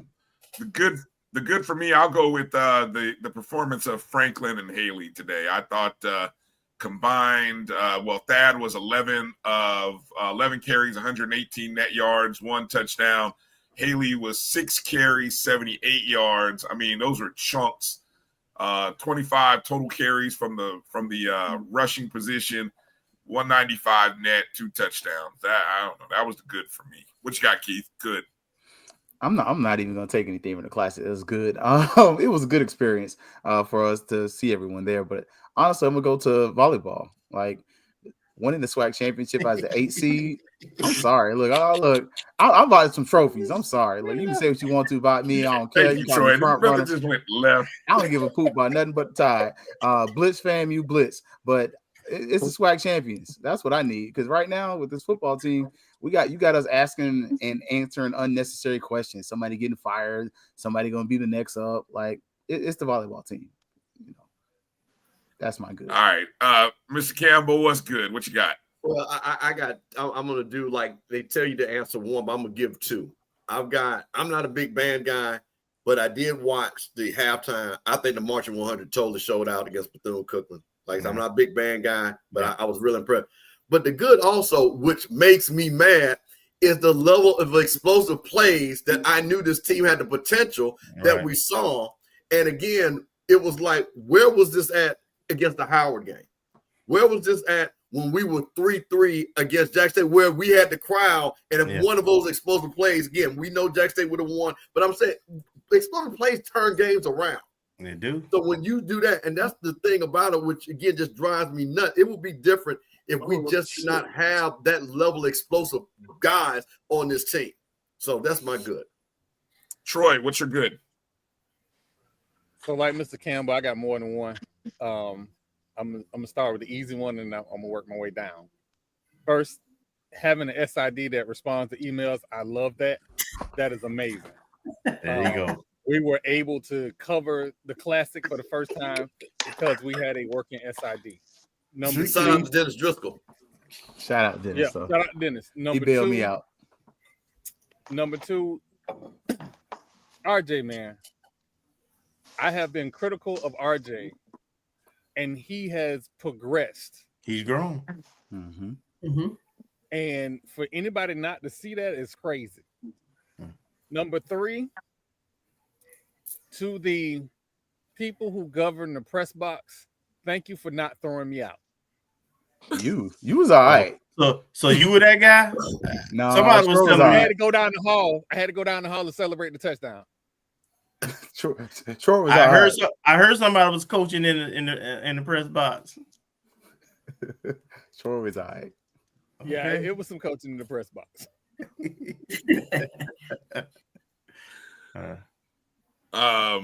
Ashley, what was good?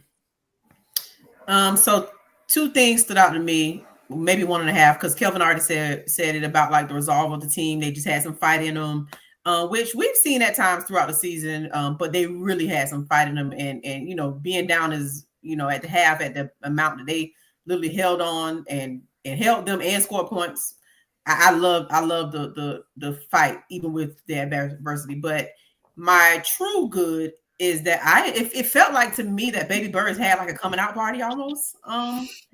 This game, which we've seen him make plays here and there. The key receivers have been Wilcher and Goldie, but Baby Birds had a game, and I enjoyed seeing him. I just enjoyed seeing him score multiple times and just show what he can do, which I we've seen and talked about, here and there throughout the season. So Baby Burris is my good. Baby Burris, I like it. Tasha, go ahead. What you got? Yeah, I'm gonna echo Ashley and Kelvin for the first one about the resolve of the team and them never giving up. Hats off for that. And then I'm gonna say, because I've been very critical, the offensive coaching, like from a coaching perspective, actually making adjustments after the half. And we seeing, them throwing the ball more as opposed to trying to just stuff up. I mean, just trying to run. They actually made adjustments that opened up for the run and allowed us to get some of those explosive plays. So hats off to the guy in the box for making some adjustments that actually opened some stuff up for us. Nice, Big nice. Birds and Baby Birds. Bishop, what you got? Big What was Birds good and from Baby this Birds. game? The only good I just say is just the fight, making it a game, making it competitive. I really like that. Mm-hmm. All right. We'll swing it back around and start with you. We'll go with the bad, Bishop. What was bad? Oh. There's a lot of options here. Don't forget we have an ugly too, so don't burn it all up. Nah, the bad was just I'll say that one for the ugly. But the bad was just losing.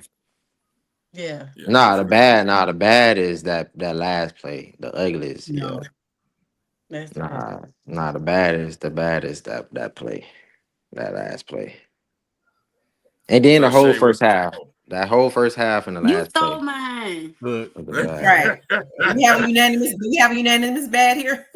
Well, So I for say me, you were going with the bad first half. that first half was trash. Bad. Ashley, you're bad. Half mine. Yeah. Yep. That's definitely bad for me as well. Man, Troy, what do you got? The inability to adjust to sudden change. Every time we either get a turnover or score, we fail with the sudden change. We had a pickoff in the first half that we just been dying for interceptions all season. We didn't score. Mm-hmm. Then we score a touchdown and we give up an instant strike immediately. The sudden change we got to do better at. Good point. Mr. Campbell, what you got? I'm sorry, I've got to do multiple. The bad, I've got to agree my young sisters here. The bad was that first half.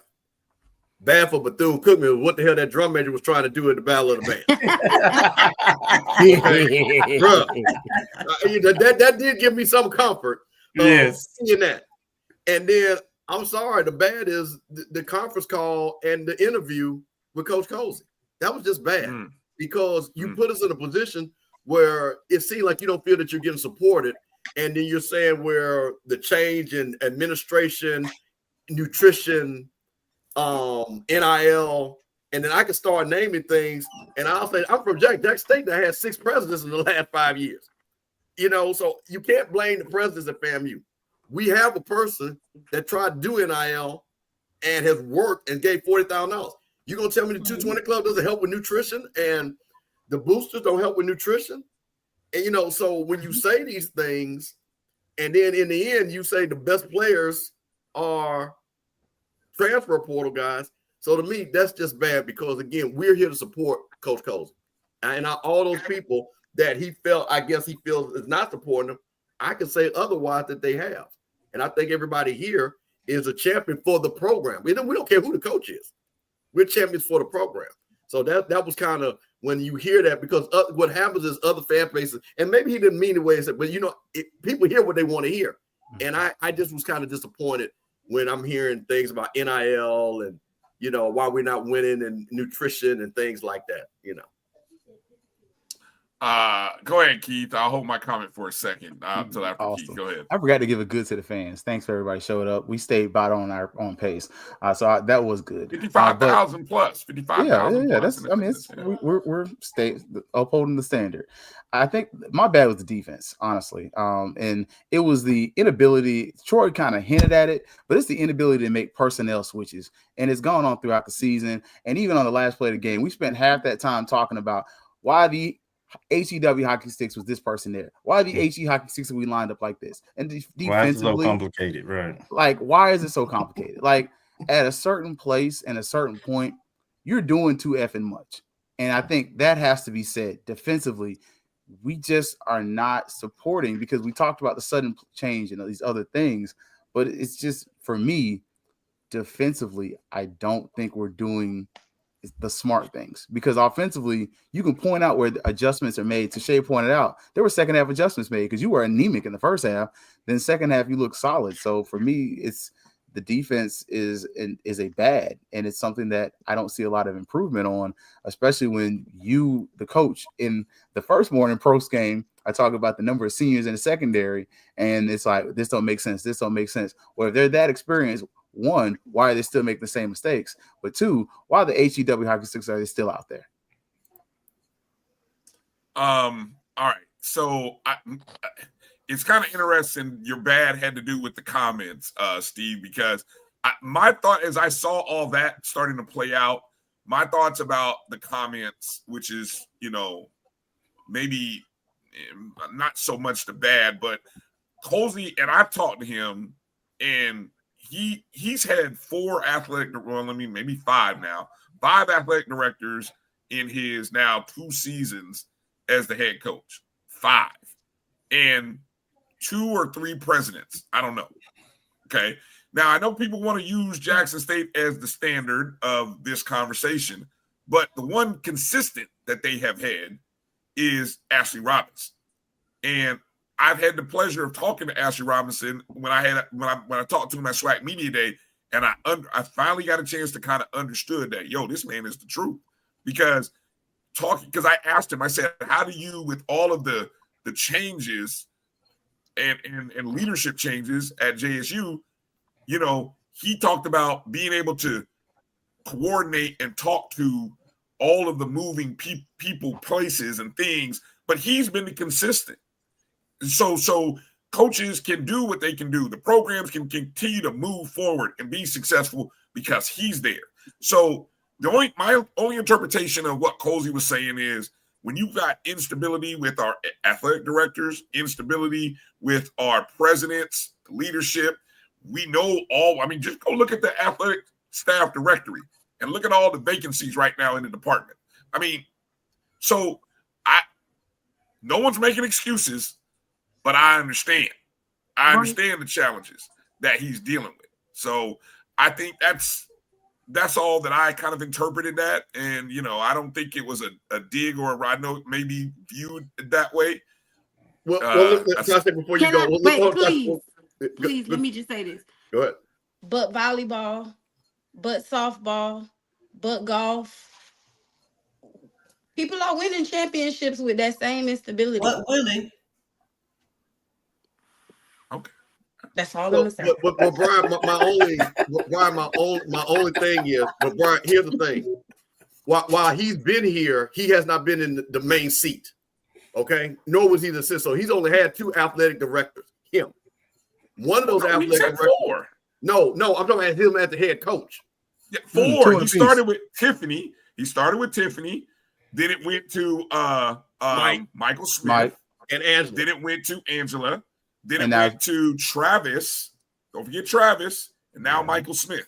Okay, I'll give you that. Well, let me say this. One of those athletic directors made sure the whole staff got a raise. Angela. Oh, for sure. So to help you get people to retain. And last I checked, no matter how many athletic directors, NIL is not controlled by the athletic director. And I know the 220 club is not controlled by the athletic director. The boosters are not controlled by the athletic director. Okay, so I'm talking about things. So to your point, and this is the reason why I point to Jack State, the things that we can control. And I think the 220 club does a hell of a job. Yes, they do. You know what I mean? Supporting that. I think the booster club. I see the picture of the nutrition program. You know what I'm saying? So my thing is, and let me say this, is again, while you might feel that, the better thing is to say, I'm the coach. I'm going to play the hand I'm dealt. And I appreciate everything. And if you can even help us even more with nutrition. That's a good point. With NIL, with this, then we can be a championship team. And so all I'm saying is the thing, sometimes, as they say in the great words of my coach, self-inflicted. And what happens is when you already, you can listen, man, we're in a social media age. You see what I'm saying? We are in a social media age. We have to be savvy. And again, I'm 55. I'm older than Coach. So I'm giving you some advice. Measure twice because you can only cut once. Because if I feel, and I'm saying this again, I'm not a rich person. I have given thousands of dollars to FAMU on my back. My classmate, Bryan, you have Bryan, me and you and Kelvin have been in the chat where we raised $2,000 for NIL. And I was the first person to give money. Look at what Tasha and Ashley, they're not rich when they're young people. And I'm saying young because they ain't got, like the old folk got, the retired, they got a $10,000, $20,000 like Selwyn Cobb to raise. You see what I'm saying? So when all these people are rolling forward, when you say that, it's just, and that's why I wanted to point that out, because I know this is and I know he's going to watch it. And again, but my thing is, we're here to support it. Now, one time that I don't think anybody said it, because trust me, the other program that will say it, nobody called for a job. What we want to do is to help you support things. The reason why I brought Coach Cole in here, because I wanted him to hear from another coach. It ain't us.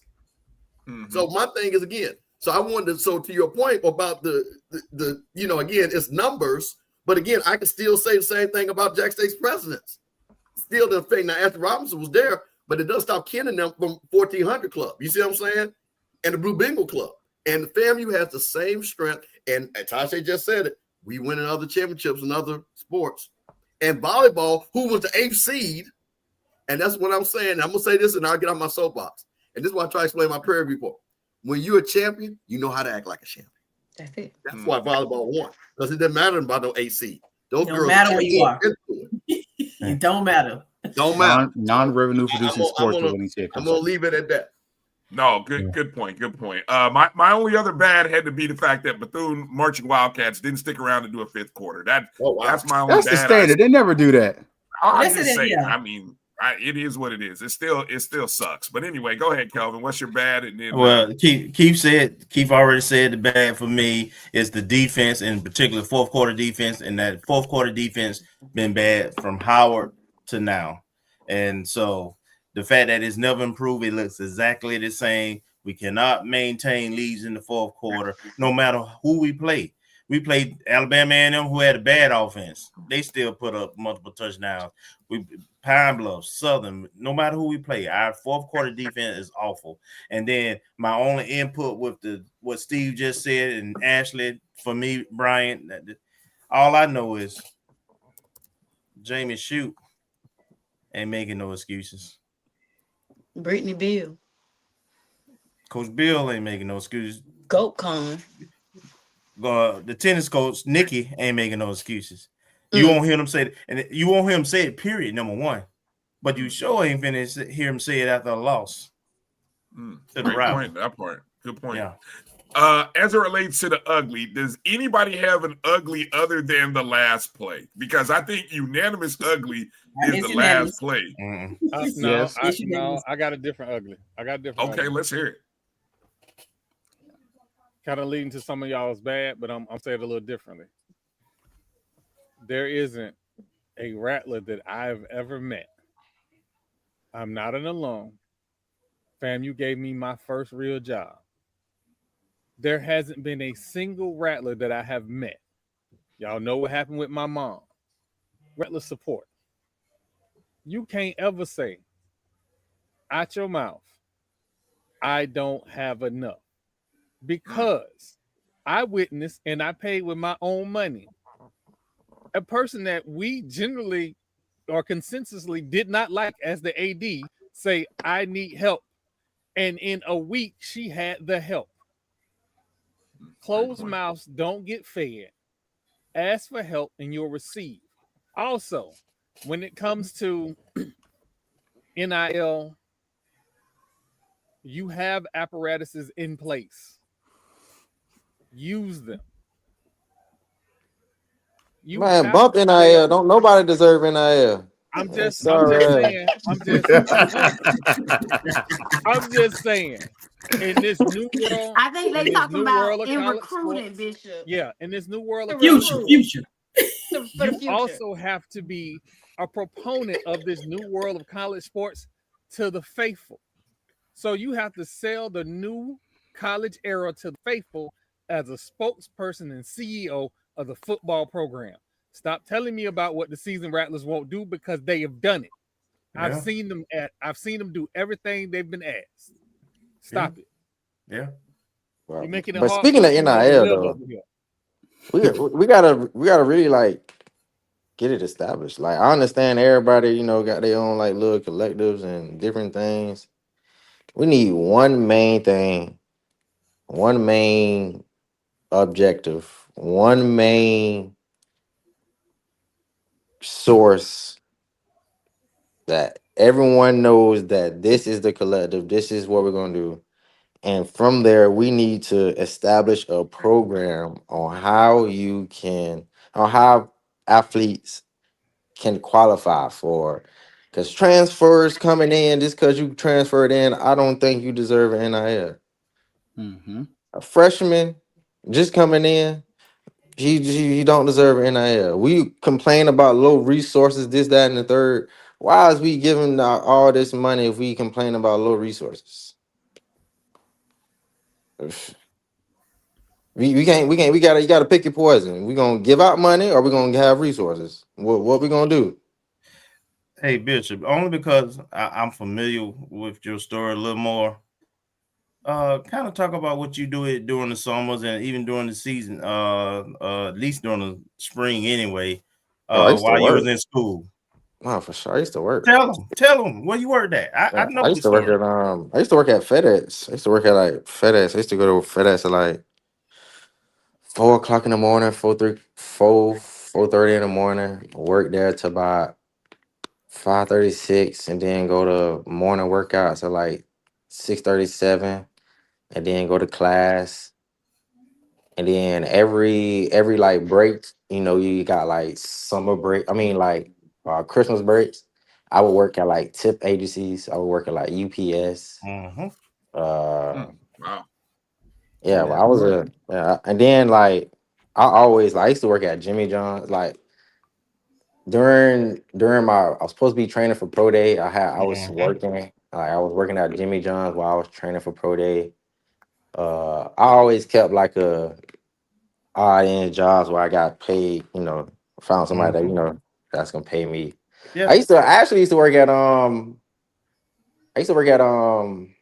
the baseball stadium. I used to work at Florida FSU State. baseball stadium. I saw Yeah. you there. I used to work at Absolutely. It was actually I used to put a couple football people on. It was me, Bell. It was a couple football people that came work with us. And then I used to clean FAMU DRS school late at night. Me and Bell used to clean FAMU DRS school. And we used to get paid doing that. And then but I used to work, but I had a lot of jobs, bro. I used to work. I just think it's important for Rattler Nation, this audience, to understand and know that the things you don't see. People who want to be Rattlers, who love the orange and green, they make it work and they go above and beyond. Yep. Because they want to be here. It means something. Great point. Great point. But wait a minute, Bishop. Before you go, Bishop, how many degrees you got though? Let them folks know how you represent though. How many degrees I you tell got these folks how many two degrees you on. I got two on. One in construction engineering technology, and then the other one in interdisciplinary studies. Try to get my master's in construction engineering technology, but they ain't had a master's program at the time. So I think I'm gonna end up I'm gonna give myself like 2 more years, and then I'm gonna go back to school and get my master's in finance or something like that. That's bragging different right there, folks. Go do it, Doc. Yes, it is. That's nice. I think half the panelists all on here got master's degrees. Right. Oh, don't do that. I got 3 degrees. And one thing I can say, family taught me though, boy, it's like, well, you gotta go out and go get it. Like, bro, like, I forgot who was the. It didn't been times I done went to like the head academic person to like go and like, hey man, I need some codes to get me in. They like, oh yeah, I'm gonna get this. I'm gonna make sure you're right. I had a lady in financial aid, Miss Keevy. I used to love Miss Keevy. Miss Keevy find a way to give me some bread. Yeah, but you gotta find a way for sure. Who Dr. Jackson at FAMU in history? Look, hey Doc, I got a baby on the way. I got to get the hell up out of here. I got to take care of this kid. Hey, Miss Dawson and Black Archives. Miss Dawson, hey, I know your daddy. Your daddy built some of the stuff in the Black Archives. To this day, you can go to Black Archives. My dad built some of that stuff in there. Like, you work around there, man. Like you learn real quick at FAMU. Like, don't be afraid to drop a name. My aunt's her picture's still in the English department. Dr. Clara Hadley, graduated from Florida State. My uncle's in another, Fred Hadley. My cousin Fredera. Y'all know Fredera. Y'all see her everywhere. Like, don't be afraid to like walk around campus and like you gotta work though. Like FAMU is not a place for the weak. Like that thing behind Mr. Campbell is for real. Like we hard. We're gonna be on your ass. I'm gonna say it straight up because somebody was on mine. And FAMU ain't for the weak. And if you coming around here expecting to be handed to you, it's not gonna happen. Like it's a whole haze. We don't haze, but it's a haze. And I hate to say that, but it's the truth. Like FAMU gonna make you work. I went to church. I never forget Lois Bell went to my church. The deacon's wife. I was late to class. That lady knew me. Guess what? She locked me out. Then I saw her Bible study. I said, "You locked me out." She said, "I can't treat you like nobody else. I gotta treat you like everybody else." Like FAMU's like that. We love you. We're gonna love you hard. Man, it's crazy you say that. My favorite professor ended up being a professor that locked me out his final my freshman year. Yeah. He failed me too. He didn't give me an F. He gave me a D. But I ended up taking his class again, and he ended up being one of my favorite teachers for real. Same. Titus Brown did me the same way, but he sat there and taught me how to write and told me everything I did wrong. When I retook his class, I did exactly what he told me. All right, let's go through grades. Let's close the show out with our grades. We like to do grades where we go special teams, offense, defense, and then coaching. So we'll start with special teams. We'll go around the horn as we are on the screen. So we'll start with you, Kelvin. Special teams. Let's just go around the horn. Let's give them. Let's go. I'm grading on a bit of a curve because they really should get a C, but I'm gonna give them a B minus only because we missed extra point, and we were like a shoestring tackle away from giving up a couple of returns, but we managed to tackle them at a 35-40 because I told y'all we shouldn't have kicked in them all game. Ross and and Higgins and all. Yeah, everybody as Bishop said, those guys are dangerous. They got speed. We had no business kicking to them. So, but you know what they did? Because they had all those dynamic running backs, they basically put the two other running backs as the up backs. So that way, in the first, and they pitched it back to Higgins. He almost broke it. And then that's when we realized, oh hell, we might as well just start kicking it. I don't know why we weren't kicking it into the end zone from the jump. That's why. Here's the question: are we like choosing not to kick it in the end zone? Like, is that not the? I don't know if he has the leg right now because it seems like he's injured. Like he's missing field goals and stuff. Our special teams been. I think something's up with that. He didn't miss any field goals. He had to miss extra point, but I thought we missed a field goal the other week. We did. Well, we missed more than one last week. Last week. I don't know what that's what I was saying. Last week. Anyway, my special teams grade. I'll go B minus as well. What you got, Keith? D. I'm sorry. Like. Okay. Yes.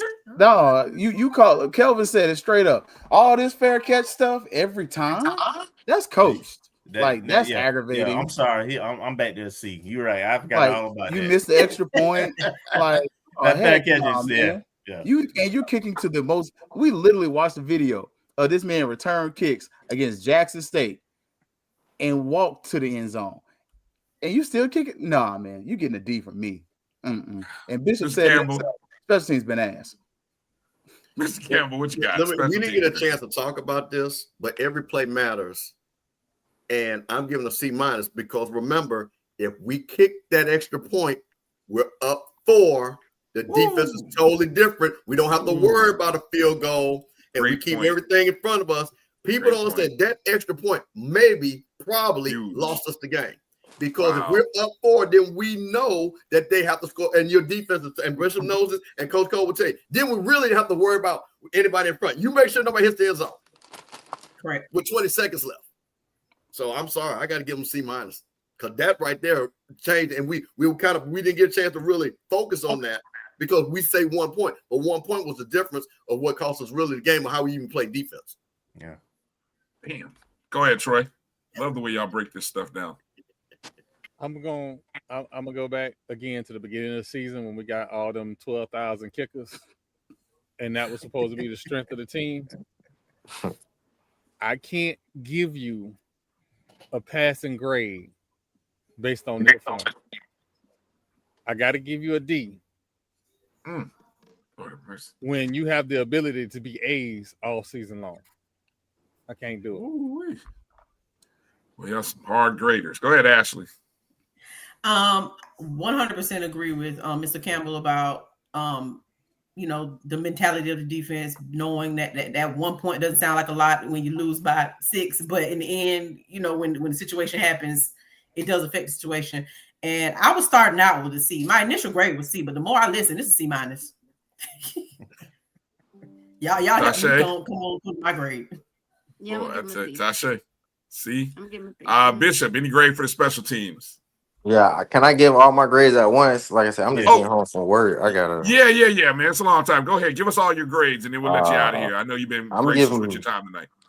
C minus is all across the board, and then for coaching, a D. All right.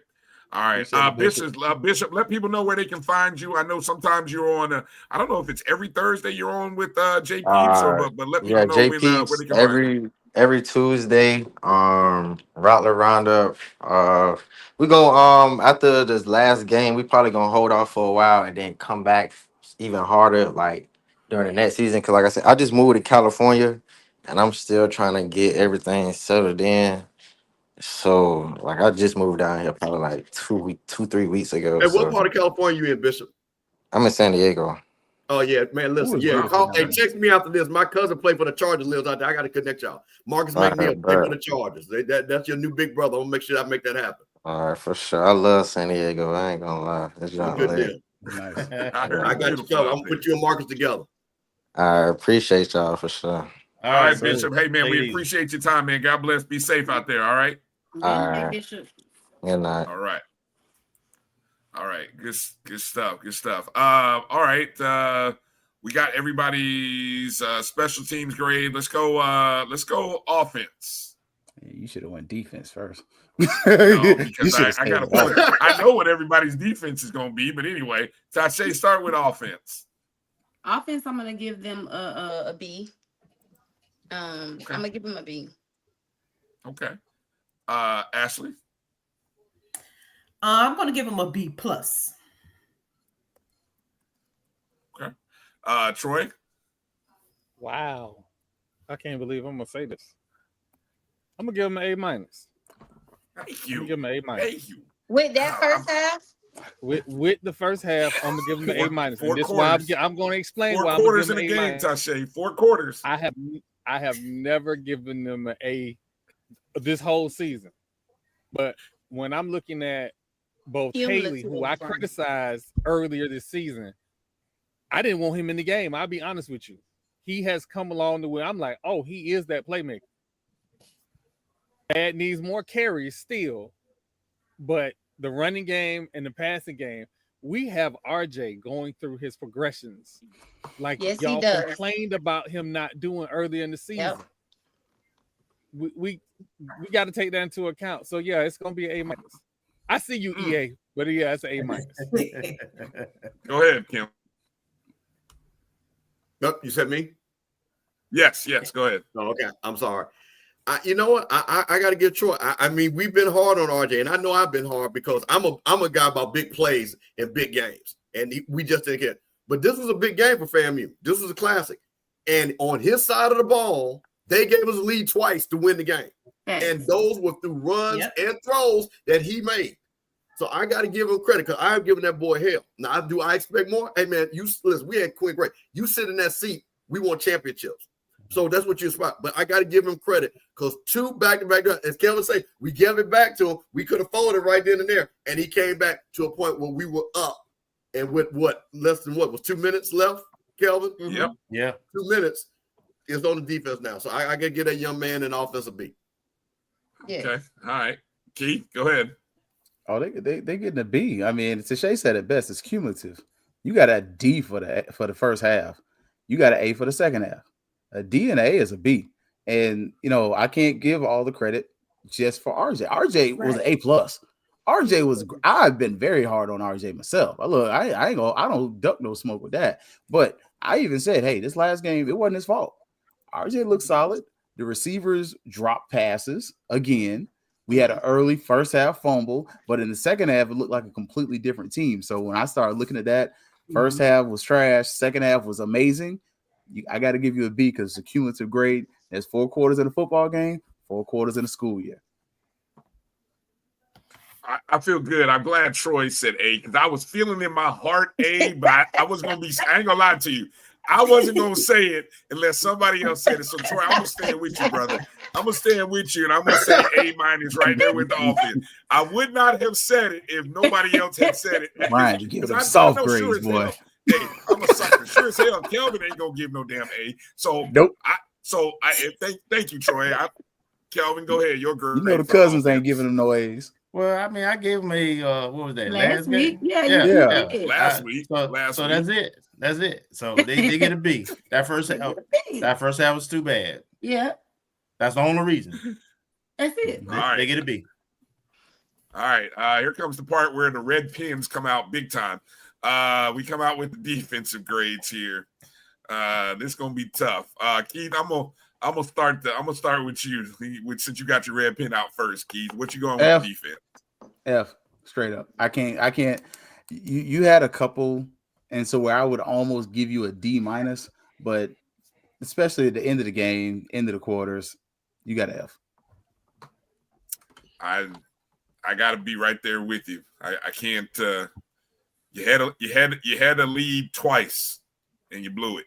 And so I'm right there with you. I don't think I've given a defense an F all year. I've been skirting it, but I can't hide it. Go ahead, Kelvin. They probably deserve a D, but I'm going to F. And the reason I'm going F is because they gave up 485 yards because the touchdowns that they actually gave up were just bad touchdowns, right? Missed tackles, blown coverages, 2-play drives. It was so ugly that they got to get the F. That's it. Ashley? My first mind told me to say F minus. But we need to go. It's an F minus. This is most absolutely an F, but it's F minus for me.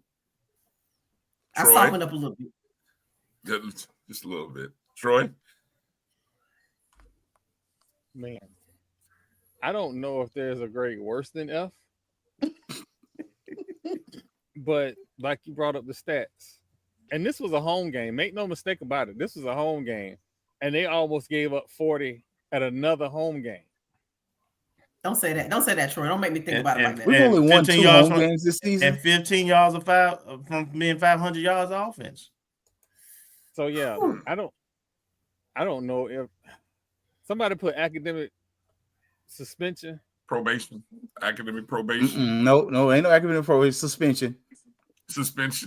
Get rid of it. Yeah, the end of the semester, you get kicked out. You need to come back. Yeah, you're 2 for 6 at home. It's an F minus, and you got to run them stairs. Like, no, you got to run them stairs. Mr. Campbell. I don't know if you can see this, man. You can't see it. I got this thing that is a FAMU and it has a big F on it. And it's a very, very, man, maybe you can't see it a little bit. But I'm sorry, you have to get an F because you know why you get an F? Because it was an open book test and you still kept failing the same question over and over again.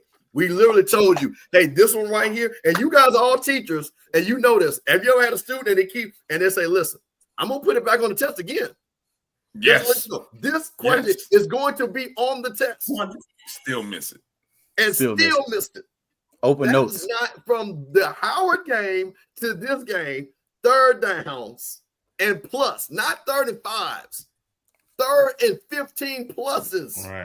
Right. That have lost every one of these games. And to then at the end, like I say, these beautiful teachers, Bryan, all you guys, and then at the end, you didn't even know what to study for at the end because you didn't even look at the manual. I'm sorry, man. You can't. That right there is just unacceptable. I mean, it's just no sugarcoating that because you did the same thing in every game. There's not one game, and I've been on with you guys, Bryan. You know, we chit-chat back and forth. I've been on here. Tell me one game we have not given up a 3rd and long when it matters. Because I'm telling you, every championship team or even good teams, they've stopped the 3rd when it mattered. I'm talking about now, you're going to get that during the course of the game, but I'm talking about when it mattered. From the first game to this game. Sorry. Tashay. Well, last week, you remember I told you guys that this was the final exam, right? I said that the Classic was the final exam. All week, since I've been on the review show, I have been giving the defense a see me after class.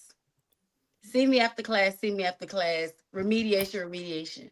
Well, the final exam came. I can't do it anymore. So not only do you get an F, you get withdrawn and you get an F. You get a WF. And you got to find another professor to go ahead. Because clearly my teaching style is not working. So you need another professor, another teacher. So you get a WF. Defense has to get a withdrawn. Like this didn't even happen. And this year did not even happen. Not a WTF, but just a WF. Withdrawn. You ever seen that? They withdraw. How many times you get a retake class in college before it's like yes, you get a WF. Let's not talk and they'll take it out of your GPA and you know. The class never happened. It's a WF. You're withdrawn. I don't want to see you no more either. Notice she said they need a new teacher too. Yeah, because I can't do it. Like, I don't even see y'all. Folks saying they need to go to Cedar.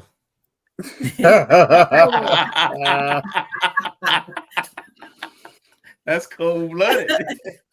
Y'all cold, man. All right. Coaching grades. This might be all over the place here. Coaching grades. Kelvin, I'll start with you on the coaching grade. All levels here. Overall it's a D. Offense is a B. Defense is a F. Special teams C-. Probably I'm going a D over a D plus overall. I guess when I was looking at the averages from what A, B, F, it's a C, but then I look at the last part, game management drops them from a C to a D. I just, when I go back and look and say, hey, on that last play, we had 2 timeouts and we didn't want to call a timeout, couldn't call a timeout, maybe should have called a timeout to say, yo, let's get in the right formation. Yeah. Coming out of the timeout on a 4th and 8. Yeah, I got to go D. Go ahead, Keith. I was leaning on a D, but then Tashay said this is the final exam. And then we talked about the number of home games. And it struck a chord. I'm this close to crashing out, but I'm not. We were 2 for 7 as the home team this year. Like, how the ever living heck do you go 2 for 7 in the state of Florida? And I didn't include the FAU game. That wasn't a home game. As the home 7 team, in the state of Florida. You won 2 home games as a home team. You lost to Howard. You were the home team. Yeah. You lost to Florida Classic. You were the home team. You lost to Alabama State. You were the home team. You lost to North Carolina Central as the home team. You lost to Jackson State as the home team. Yeah, wow. One homecoming. 2-5. We won homecoming. 2 for 7. Stop it. And we won homecoming, and we won against Albany State. Burley. You should have lost.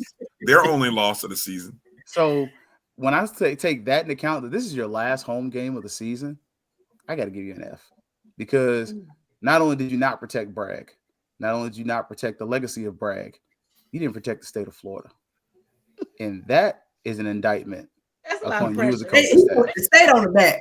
Yeah, that's a lot of pressure. Because you're the only public HBCU in the state of Florida. You're supposed to rep that. The whole state, Keith? The whole state? You're the only HBCU in the state. Everybody else is private. And they at least have close to winning seasons and gave people hope. Campbell?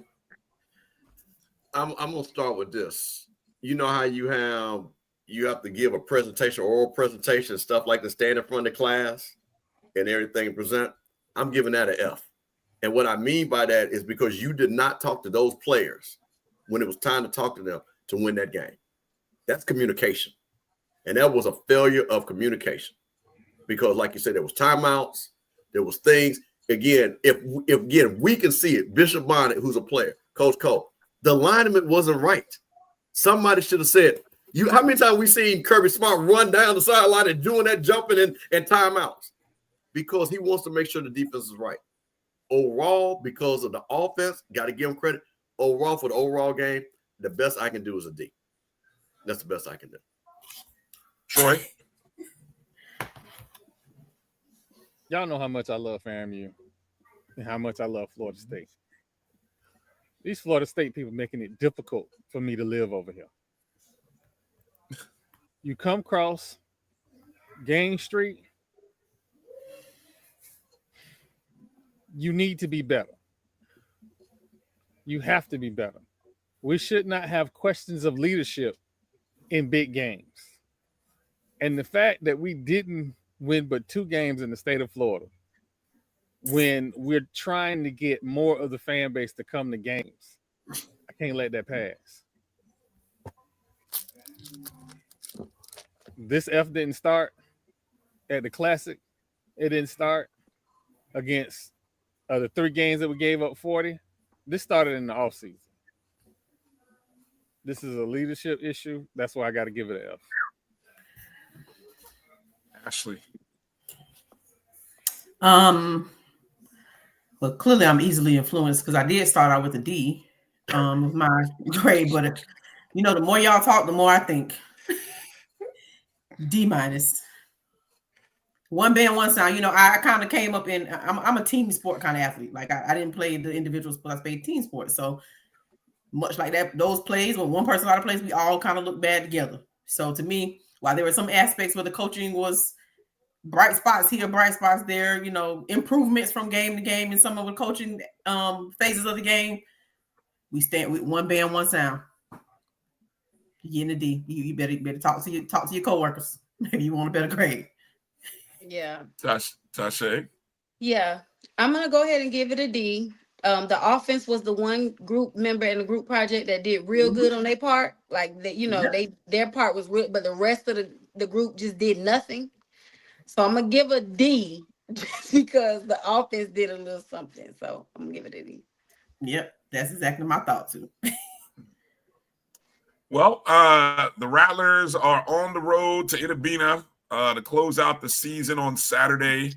I believe that is a 2 o'clock Central, 3 o'clock Eastern. We're flying, fortunately. Shocked the heck out of me, but praise Jesus. And it didn't cancel the flight and make us get on the bus. So that's a positive. Yeah, we'll just I don't know what the markers are. I don't know what the goals and expectations will be other than just win. Win, baby, win. Win film and win. I mean, that's what we're seniors. Can we? Should we do superlatives at the end of the year? No. Okay. You won't. No. All right. No. we got another show, right? And we're gonna do a review. No. Yeah, we're gonna do a review show for the season. We did a we're gonna do one for the game, and then we got to do one for the entire season. Absolutely, we're gonna do that. 2 separate shows. Two separate shows. Please invite me for that. Okay, but I thought about it. It came out too fast. We're gonna scratch the superlatives. Yeah, please. No, we're gonna do superlatives because now I'm interested in why Tashay doesn't want to do superlatives. Some people are deserving. Like RJ should be deserving of a superlative. Like from the Howard game. There's somebody has done something worthy of something. You know what? Maybe because I feel like what that would be is equivalent to, when the people they used to get on American Idol and they sung real bad. But it's because somebody didn't tell them when they were young. They gave them a participation trophy. They told them you were at the talent show, you did all right. Nobody told them, baby, you can't sing.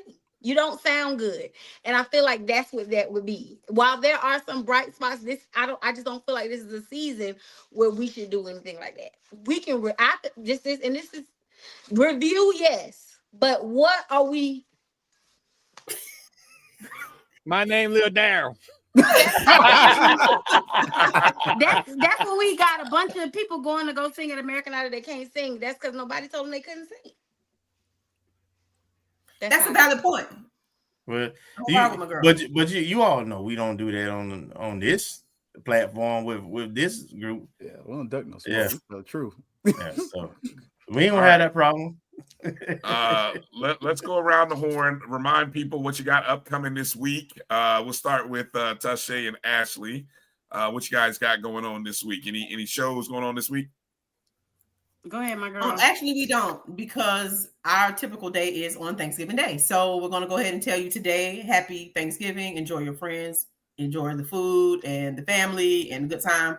We will return back to our normal time on the following week, Thursday evening at 9 p.m. right after the Fangs Up podcast. We are the Fang Exchange Show. We also have Fang Exchange on social media platforms, on X, also known as Twitter, Facebook, and Instagram. So come check us out. Our website, I believe, was flashed across the screen at some point throughout the show. So you can always go to the website and check us out and get to know us a little better. There was a lot of commentary about support, and I'm just going to go ahead and take the chance to say it. There was commentary about support, and one thing I can tell you is that Fang Exchange supports via nutrition, via NIL opportunities, via support to the coaches, and it's not just a football operation. We have supported other sports, but we still do. Sometimes things don't get publicized because for one reason or another, but just know that Fang Exchange is here. Myself, Tashay, and some others who are on the screen who can attest to the fact that we make an effort and a concerted effort to support our coaches across the board as much as we can. And with the help of you all that's watching the show right now, we can support them even more. So make sure you check out Fang Exchange. Ask us any questions, give us an email, info@fangexchange.com. And just a reminder again that we aren't having a show this week because our normal show time is on Thanksgiving Day. And I'm gonna say this because Ashley is the very PC one, but I give it to the folks. We don't talk out enough, but let me tell you, behind the scenes, okay, it gets done. Trust me, we get calls from coaches, coaches' wives, everything, and it gets done. Fang Exchange, if we started really counting up the costs and the coins, you'd be very surprised. So don't get it twisted because we hear the chatter, but be not confused because we make sure that a lot of things that people don't know that get done. Okay? Just know it was done because we probably had our hand. We had our hand in it. Trust. Okay. Talk y'all talk, let me ladies. just say that. Keep it cute or put it on mute. Hey, love it. FangExchange.com, become a member, become a part of the movement during the holiday season of giving. It's the season of giving, so give to Fang Exchange. There you go. Don't do Black Friday, give the Black Purpose. There you go. Troy, let the people know. So we're not gonna have a show Thursday. The Gathering Old Men podcast will not be on Thursday because of Thanksgiving. I will give my family their dose of the sugar-free sweet potato pie because Ash grandma might be there and she is a Bethune-Cookman alum. But you can find us on Tuesday, the Strike Season podcast. We will probably have a bigger show this week because it is the holidays. Normally we will be back the following week for 2 days, but I got, my mom passed, so we have no services that following Saturday, so we'll only have one show that week. Well, I said that to say this. For everybody that reached out and gave their condolences, all the love, again, as many times as I can say it, I appreciate it. Thank you, and my family loves it. You can catch us at watch.fatmouthsports.com. That takes you to our YouTube channel, but you can also catch us on any of the platforms where you consume your podcast. All right, and condolences and prayers to you and your family, Troy. Most definitely. Thank you. Mr. Campbell. Hey, man, every Tuesday night, HBCU Coaches Corner on the Off Script channel and the Rocky Miller channel. And I'll tell you what, if you did not get a chance to see our FAMU alum, Quinn Gray, we did a great interview with him last week. And the reason why we did this interview, because a lot of people did not know Quinn Gray as far as hearing him talk. So you're going to hear a lot of good things about his coaching philosophy, things that maybe people will look forward to in the future. So I'm just going to leave it at that. And one last thing, too, remember to the FAMU Exchange. Remember, at the end of the year, for all you big money folks, it's tax deductible.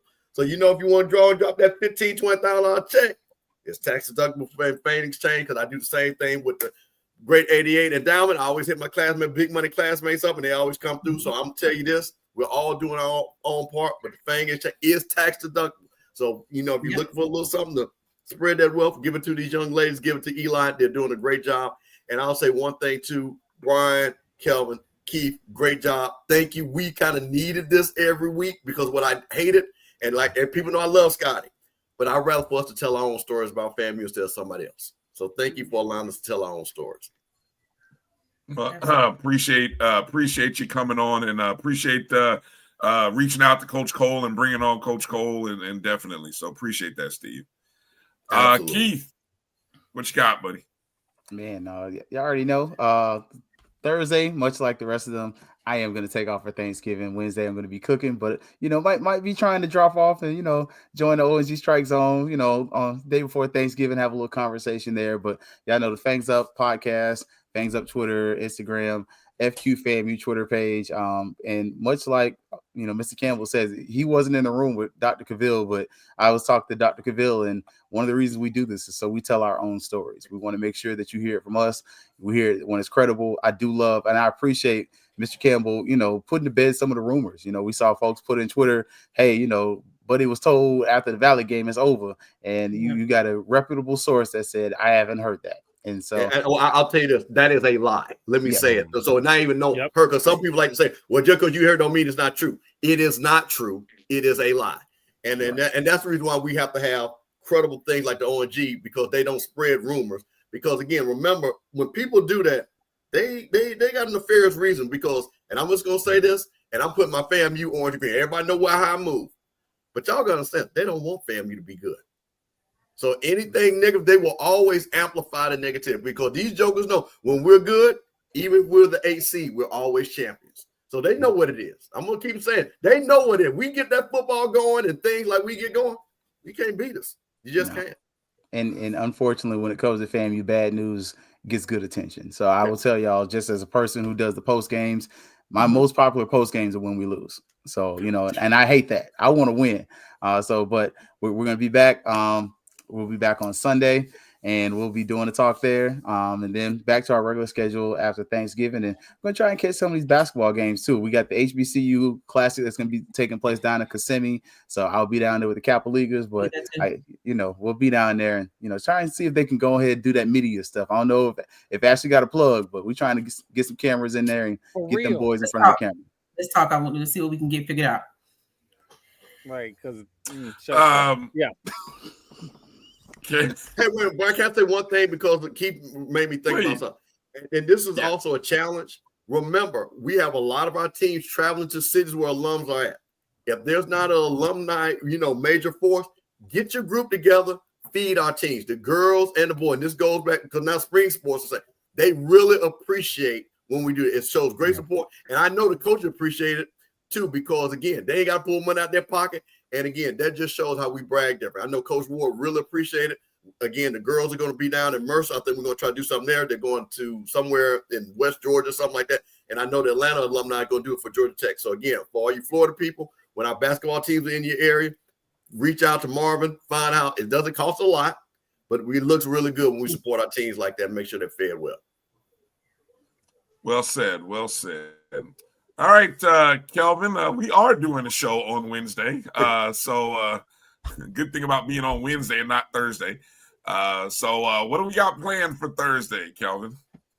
So as Coach Campbell said, we had it scheduled already for a while, but Quinn Gray will be on Wednesday. And I'm going to let you give the plugs in terms of the O&G and when we on and all that. I will say that I will be in Albany on Saturday, supporting Coach and hoping they go all the way this year in the D2 playoffs as they take on Benedict. And I want to take the time also to wish everybody this on this platform, as well as all our guests. Wish everybody a happy Thanksgiving and many blessings.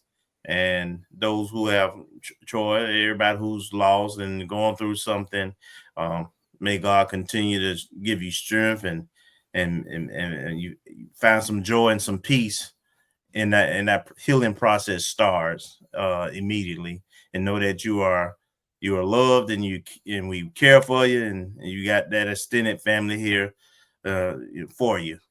And we'll be back. We'll be on our regular schedule. We'll have a Monday show. I know Bryan, he's gonna get to his show. I think they'll probably have a Sunday show. And as we say, we've got Quinn, and we may have another special guest for Wednesday.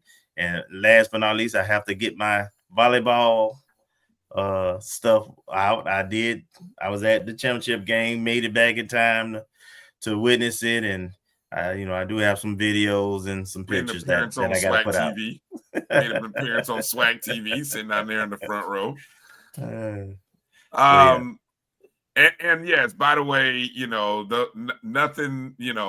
this was we celebrate our alums, we celebrate our student athletes, we celebrate FAMU culture and athletics, and Quinn Gray is a legend doing big things right now, so that is why he is on his show. So don't go reading deep into the tea leaves about something else. We got him on because his team is the number one team in the region, and they got a real shot at going far. So that's why Quinn Gray is on the show.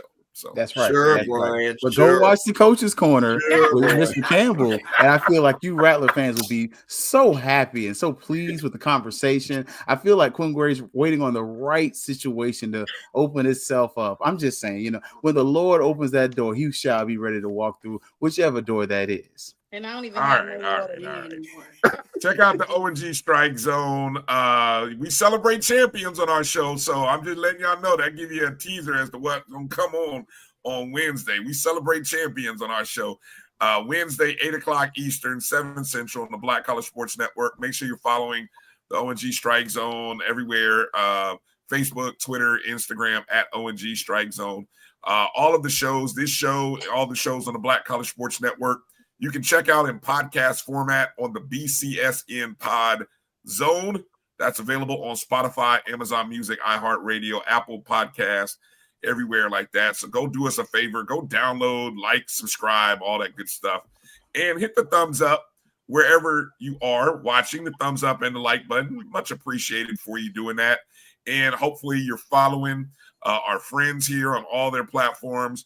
And make sure to reach out and give a shout out to Bishop Bonnet. You heard that you can catch him with Jay Peeps on Penalty Talk when they do the Rattler Roundup show. So make sure to show him some love over there. And thank you to Coach Cole for dropping in as well. Love having that added expertise of a coach and a player champions. That says it all right there. So that's going to do it for tonight, man. I love y'all. I appreciate y'all. Have a happy Thanksgiving, everybody. We'll look to see you on Wednesday night. What a great show, despite the circumstances of a tough game to talk about. But that's what we do. We don't duck no smoke around here. Not at all. And don't forget the super chat, Brian. Brian forgot to mention that super chat. Don't forget. Yeah, exactly. Those of you, you can always donate. $sign MyJB and my BCSN. If you Cash App, Venmo, you want to do that. Or those of you on the JBN online, you can drop a super chat, cup of coffee, whatever you want to do there. It's much appreciated. For Tashay, Ashley, Troy, Steve Campbell, Keith Hadley, Kelvin Rozier, I'm Brian Fulford. Rattler Nation, be well. Have a great Thanksgiving. Come check us on Wednesday night. But if not, you and your family, be safe while you're out there traveling. Happy Thanksgiving, everybody. We'll see you soon. Peace out.